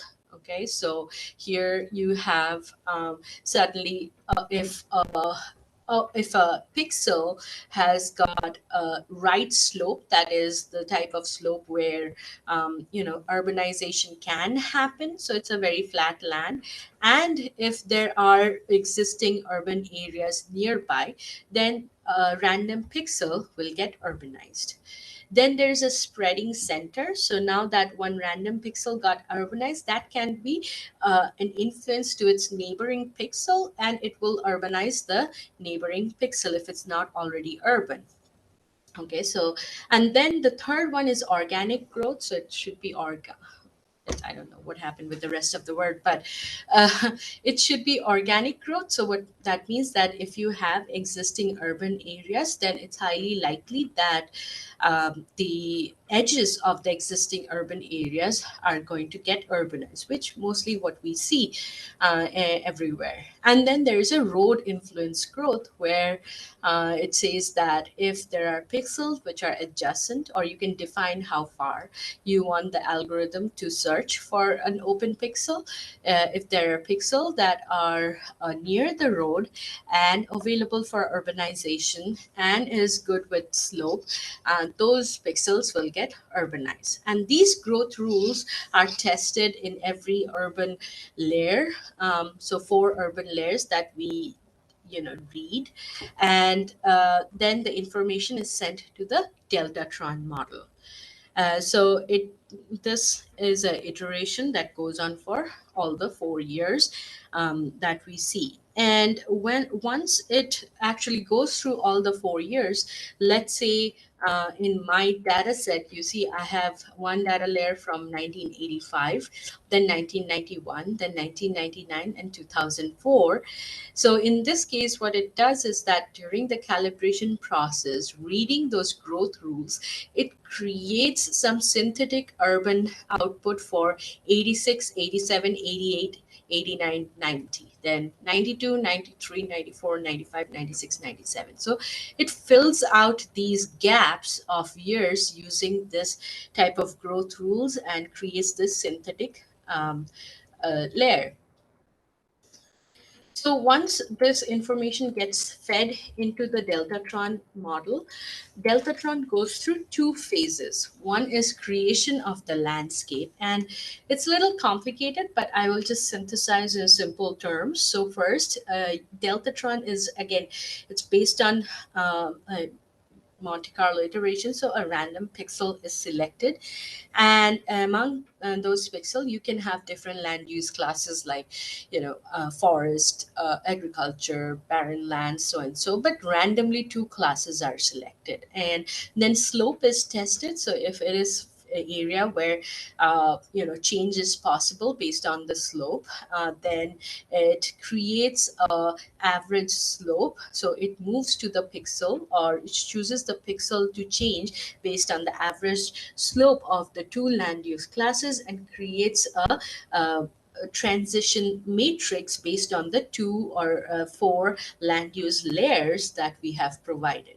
And then based on that transition matrix, is changes whichever transition matrix is less than the p-value, which is like significant, then it changes into that land use. And in this way, this whole process goes on and on until it creates a cluster. And once this cluster is created, it helps that cluster to grow. Okay, so and again, this iteration is going on based on the time or the years or number of years we have provided. And the second process is that expansion of the landscape or proliferation of the landscape and change. So that means this cluster is now spreading across the landscape, and the changes are happening based on whichever is the closest pixel, if those pixels are not urbanized, because these areas are just dealing with non-urban land use classes. And then it creates the change, and finally, whichever the pixel, the driver of that change, that is aged or killed. That's kind of the term that is used to explain the change or aging of the deltatron. The second sort of, now going back to the urban growth model, once the the growth rules are applied, we look at something called self-modification rules. So what are self-modification rules? Well, if you let the urban growth happen in the linear fashion, then everywhere it's going to get urbanized. But that's not true in real world. There's always ups and downs of the rate of urbanization. So to kind of mimic that growth, there are some of the constants or multipliers that we use to check like how fast the growth is happening. And if the growth rate is greater than that threshold value that you identify, then we move the model. The model moves into a bust stage. That means it tapers off the growth. That means it self-modifies and reduces the growth rate. If the growth rate falls below certain rate, that means it's going down, it's not able to show any growth, we move into something called a boom stage, which is like, again, there is a critical value that is multiplied and the growth happens. So it kind of follows an S curve to modulate how the urban growth is happening. And these critical values, this threshold values that I'm talking about, these are mostly generated from what the growth rules, the four growth type that we see are occurring in this region. So this sort of calibration process, so we start out with some coefficient value. So there are 5 coefficients or parameters that we use. These parameters are the different type of growth factors that influence. So something like organic growth, breed growth, spontaneous growth, road influence growth. These coefficient values, we start out with some random number, and then we apply the growth rules, the urban growth and the Deltatron model rules. Then we use the self-modification multiplier, and whatever the output is, that updates the coefficient values. And it goes on, and mostly the calibration is run in 3 stages. And these 3 stages are based on how much of data space you have. So it goes from coarse to fine data space. And what it means in non-technical term is that if you have a big raster area, it skips and looks at pixels rather than looking at every pixel. So it creates a partition on the raster area, and then it looks at that window and figures out the coefficient value. In the next phase, we look at that individual window, and we skip lesser number of pixels. Finally, we reach at a stage which is called final calibration stage, where we look at every fixed pixel. So this is called brute force method, which is a very rudimentary method, but it helps to keep the process or computation relatively simple than other type of statistical method.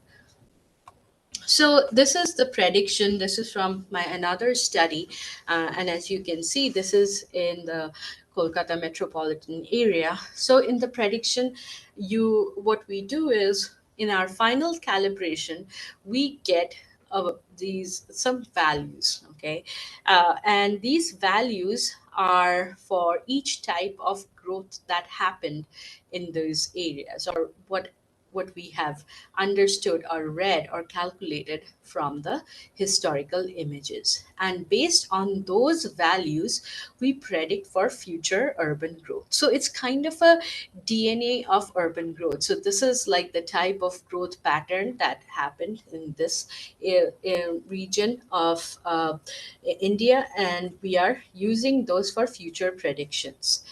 And we run predictions, and then we get output under different maps, in terms of maps, animation, and statistical output. And you can see in this case, I predicted way more than 2025, but I'm showing here only 2 years, so 2011, 2015, 2020, and 2025. And you can see that in 2025, everything looks urban, which is not true.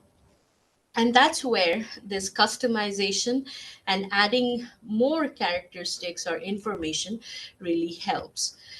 It also produces this probability surface. So this is prediction, or what we call forecasting. That means we are not saying this is true, but given the circumstances and what the information, this is the most likely scenario or most likely output. And we can see the probability of urbanization majority is 95 to 100%. And that's because SLEUTH is heavily biased by the slope of the land. And given the fact that we are looking at this delta area, there is literally no slope. It's a flat area. So slope is not a good factor to restrict urban growth, because we don't see so much of urbanization in present day in this area. So, but again, this is a study which shows with a business as usual scenario.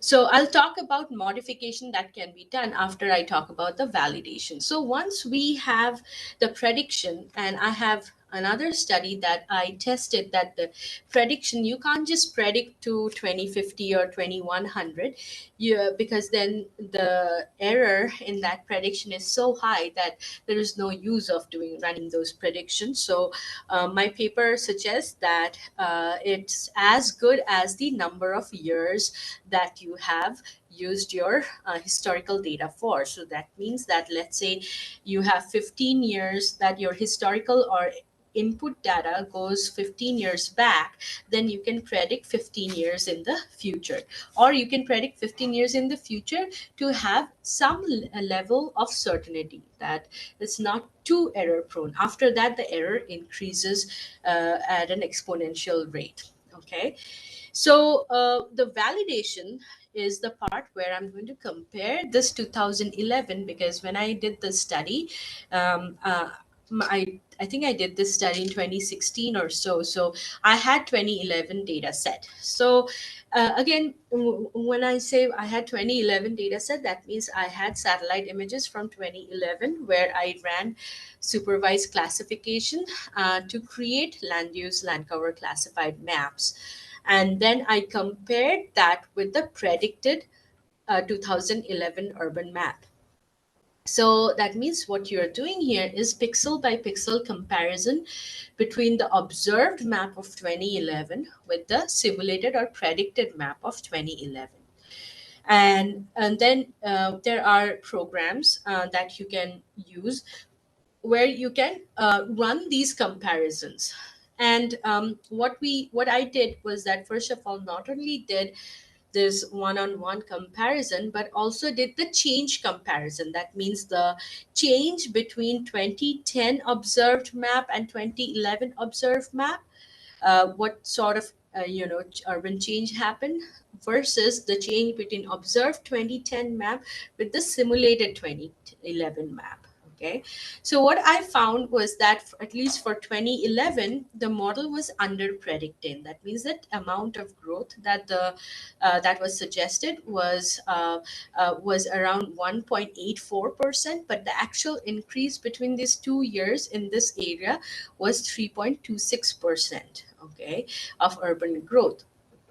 And when I say observed, these are also based on satellite images where I did supervised classification, and each of these land use maps derived from the satellite images are also only 85 to 90% accurate, because you can never have a 100% accurate map.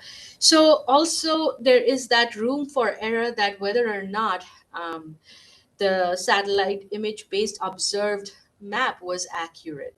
And we know, if you have worked with remote sensing data in this area, we know that at least in the southern part here, where it's really a lot of agricultural land and dry area as well when it's summertime, the reflection that we get from the barren area is always, or most of the time, misclassified as urban area. So there are some room for those error here. Then the model captured no change locations very well. That means the null success. That means there was no change, and the model also said there was no change. That's good. The correct change location was only 0.2% when we let it run just the way it is.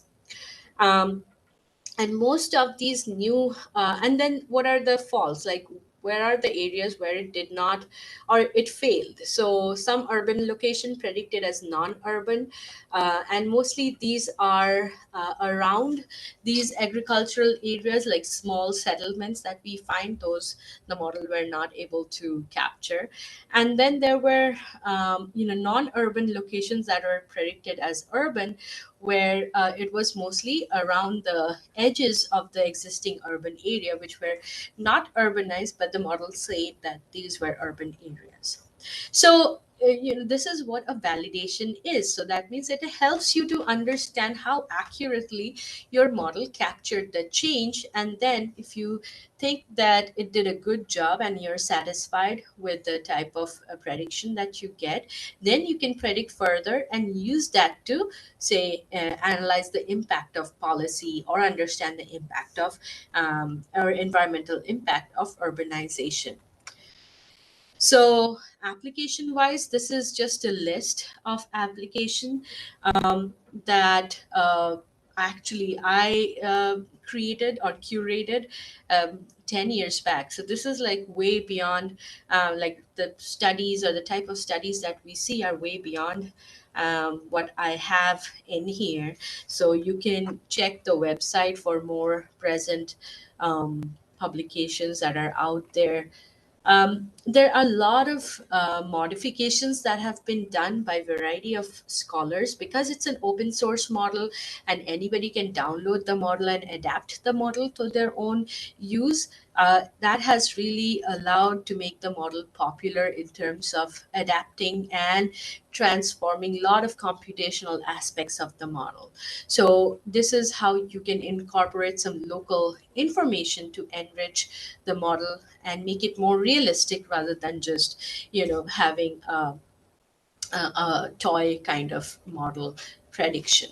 So some of the existing approaches that we see are multi-criteria analysis, where instead of just like a flat land of exclusion layer where urban area can and cannot happen, the researchers looked at different criterias that help urban growth. So whether it's distance to road, population density, market, type of urban population, type of economy, and they created a suitability surface. And based on that, the modeling or the future urban growth can happen. I have used exclusion layers to build scenarios. So for my PhD, I ran 3 types of scenarios. One, excluding, like if you have a tight border and there is no urbanization happening beyond the border, if that's the case, then what happens? And if there is no border, then how urbanization can happen? Same thing, Onstead.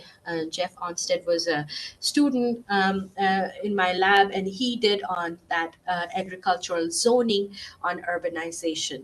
Then Jantz et al. 2014, Claire Jantz, what she did was used some econometric model to create a job attraction scenario. And based on that, she predicted for East Coast of United States.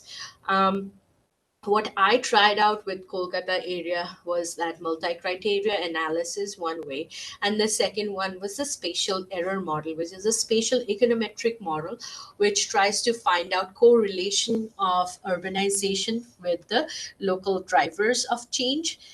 And that I used to create a suitability layer and use that instead of slope, because I said that slope is flat. So it's not restricting urban growth. And so if we kind of create a dummy slope in terms of where it's also like an urbanization attraction. So where urbanization will be more attracted, and create like a restrictive, pixel layer with that, then it will be able to kind of mimic what's going on. So for example, around like outside and towards towards the border with Bangladesh, flat slope is flat, so that's not going to restrict urbanization. But we know that it's not just going to get randomly urbanized in those areas, because mostly those are rural areas with no such access to urban services. So how can you implement that local expertise or local knowledge using spatial data and creating this dummy layer to insert this information? One such way was to use road centrality. So instead of using road network data set, what I did that I used graph theory measures and created this centrality. That means how accessible individual roads are. Based on that, I created the road weighting and created that surface of exclusion or restricted urbanization.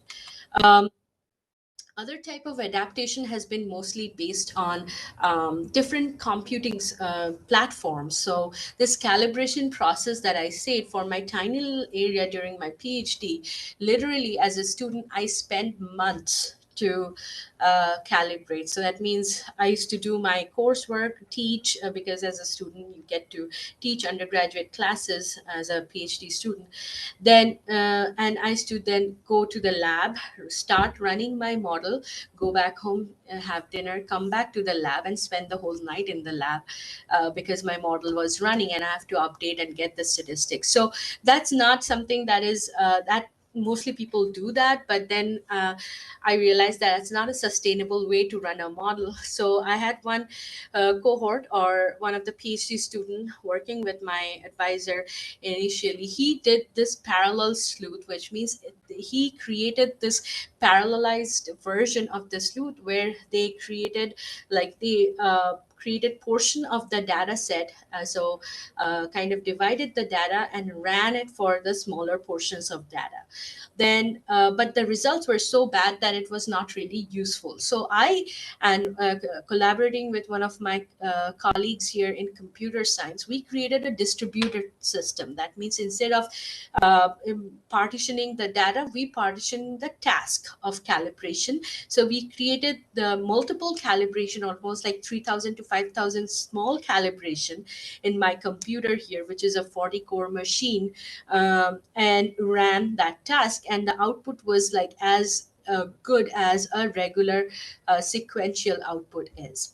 So that was a success in terms of parallelization. So my current research on this is mostly moving towards a cloud system. So there are cloud containers like Kubernetes and Docker, where you can just have the model and it can use this web services, and they will provide. So instead of buying like a $10,000 computer, you can like Google Cloud or Amazon Web Service or Microsoft Azure, you can rent out this cloud space that will provide with all the computational configuration and run your model.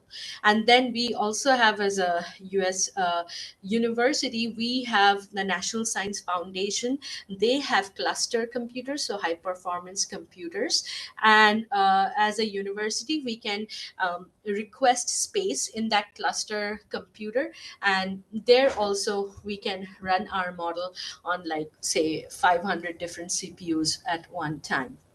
So these are high performance systems which are very important and necessary, because the urbanization, especially like in South Asia, it's widespread. So it's not limited to a city boundary. So if I just use a city boundary to look at the urbanization in the future, I'm not going to get a good picture. I'm not going to use it for like where future urbanization is going to happen, or how it's actually impacting the areas outside the cities. So we need to look at a bigger area. So for that, we need to make it more computationally advanced. So there are criticism of this model, and some of the simple criticism, or more like overall generic criticism, is that temporal accuracy. That means the prediction, if you go further in the future, it is very error prone. It's relatively simple compared to the other type of urban models that are out there, but that is also an advantage, because then it's easy to use and understand what's going on, rather than having a black box giving you some output which does not make sense. It cannot capture de-urbanization. Not that it is a problem in India, but in Europe and US, we see a lot of cities or areas are getting de-urbanized, like people are moving away from those city areas. So like Detroit in Michigan is an example. It is sensitive to error in the data. That means if your input layer is heavily error prone, or it's not aligned properly, your model is not going to give you right output. And also, it's a deterministic process. That means we have these 5 set of growth rules that we use to study the urban growth. So that has been criticized, because we assume that there are only these 5 sets of growth rules and not other types of growth rules. But however, a lot of modifications have been done to kind of bypass that problem and capture more inherent characteristics of urban area. So yeah, so but as I say, the advantage of having an open source model like this outweighs the criticism that have been published out there. So that's it. Thank you for listening to me and giving me the opportunity to share my work. And I'll be happy to take any questions if you have. Thank you very much, Gargi, for your nice presentation. Yeah, we have like questions. Yes. One question is that is urban growth a threat for future India, as we already have the second highest population in the world? Question from Pramanik. Gargi, can you hear me? Yeah, Yeah, our urban this is very growth basic. yeah, it's it's not a, I mean, how can you say that as a threat? Or I shouldn't say that, I would like to call it a threat, because if you think about it, every land use change has its negative and positive aspect, right? So if we are progressing in the future, we need urban services to create a better quality of life. So it's not a process that we can stop. It's very organic. So urban growth is going to happen. If you think about implication of natural resources, agriculture is way more threatening because of the amount of land that we use, the amount of water that we use. It's way more than the type of, like, urban area worldwide. Urban area is just 3%, but if you look at agricultural area, it's like almost half of the world is agricultural area, which is using 70% of the water resources to feed us and feed all the animal. So again, the population density, if you compare India's rural population density, it is as much as some other countries' urban population density. And of course, India's urban population density is way higher. So yes, we can do something about how to distribute that urban population density, but does that mean that we create more urban areas?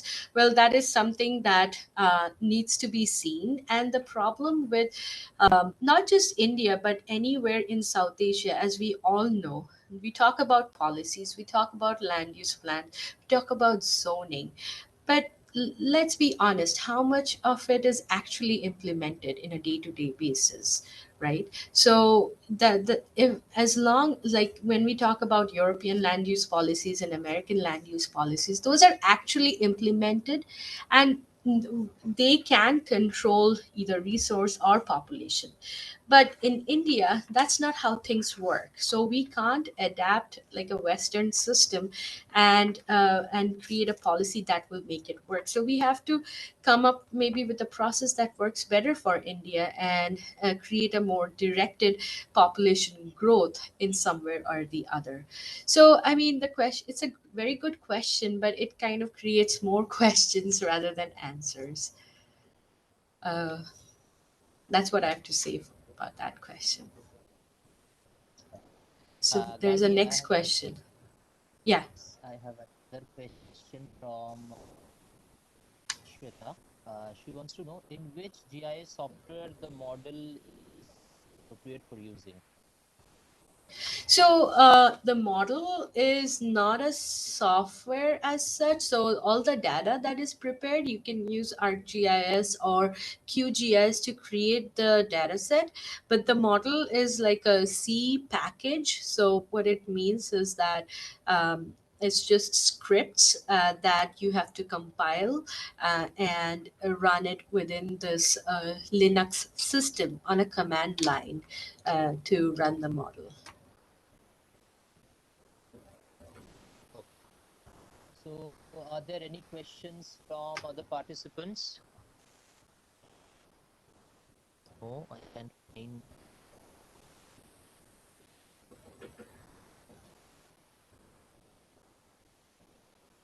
Participants who are watching this in the YouTube platform,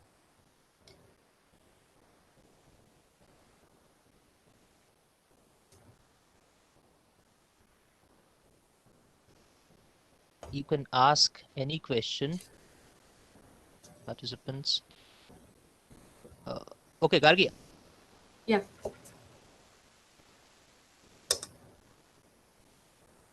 Hello. Hello, Gargi. Yeah. Yeah. Yeah. So okay. In a previous slide, in which you were comparing the urban growth of Kolkata with like a supervised model with the simulated one.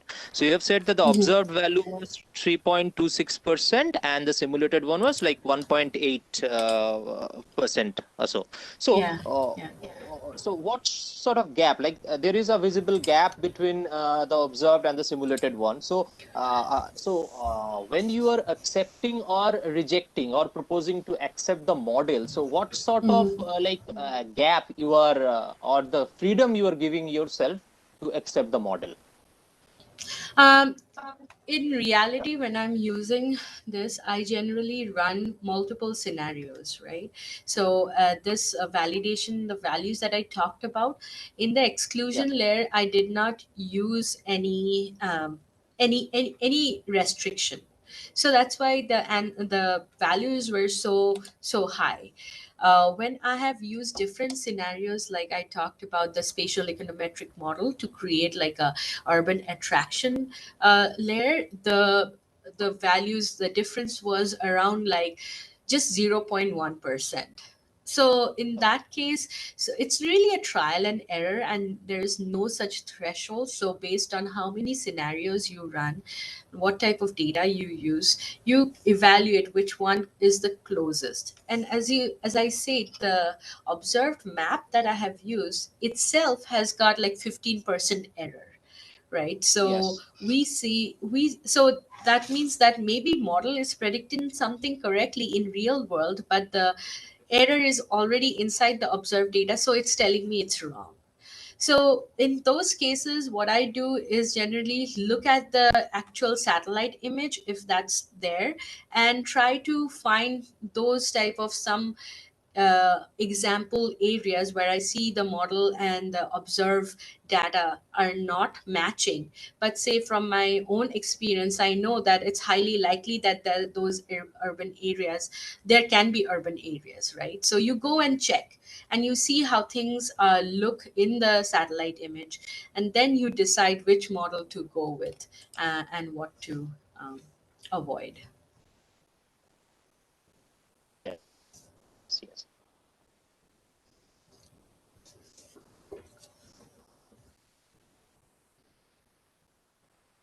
Hello? Hello, can we? Yeah, I can hear you. Yes, I think there is some network problem. Okay. Any question from other participants? I can find. Okay.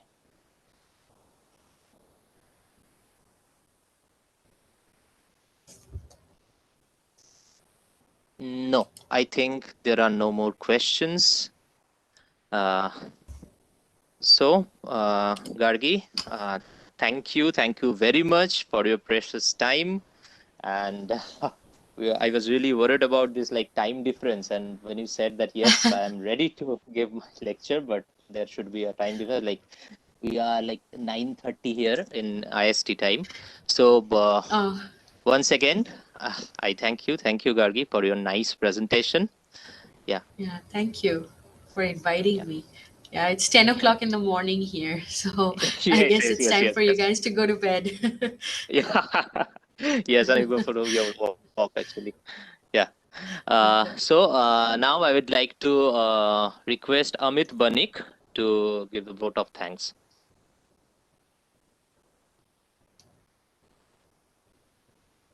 Amit, are you here?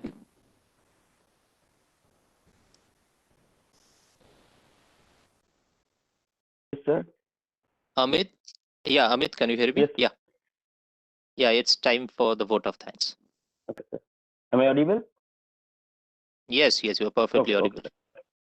Okay, thank you, sir. A very warm and grateful evening to everyone. It gives me an immense pleasure to deliver the vote of thanks for this webinar to all the dignitaries assembled here virtually.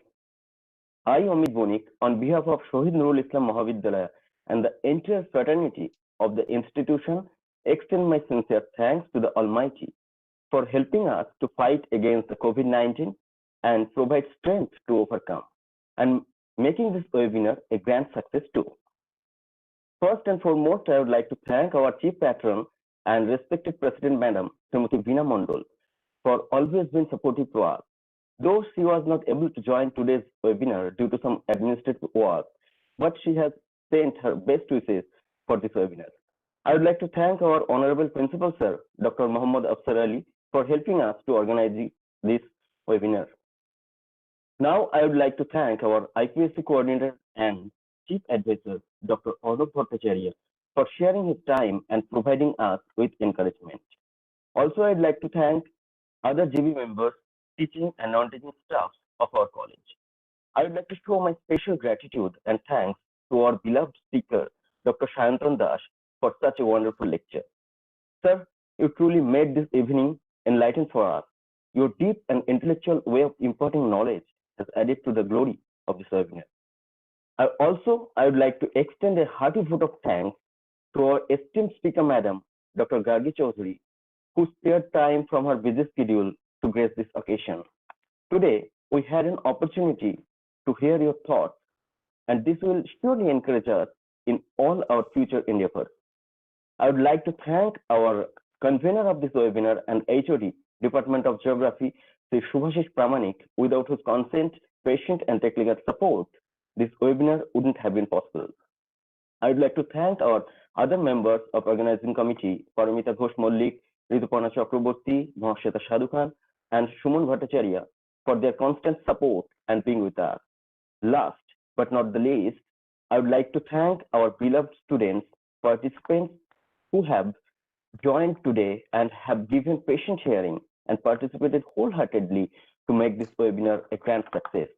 A wonderful thanks to all of you.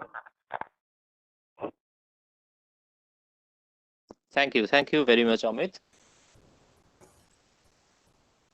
So Gargi, thank you once again, and we will talk in future. Yeah. Sure. Thank you for your time. Yeah. Yep. Thank you. Bye. Yeah, bye.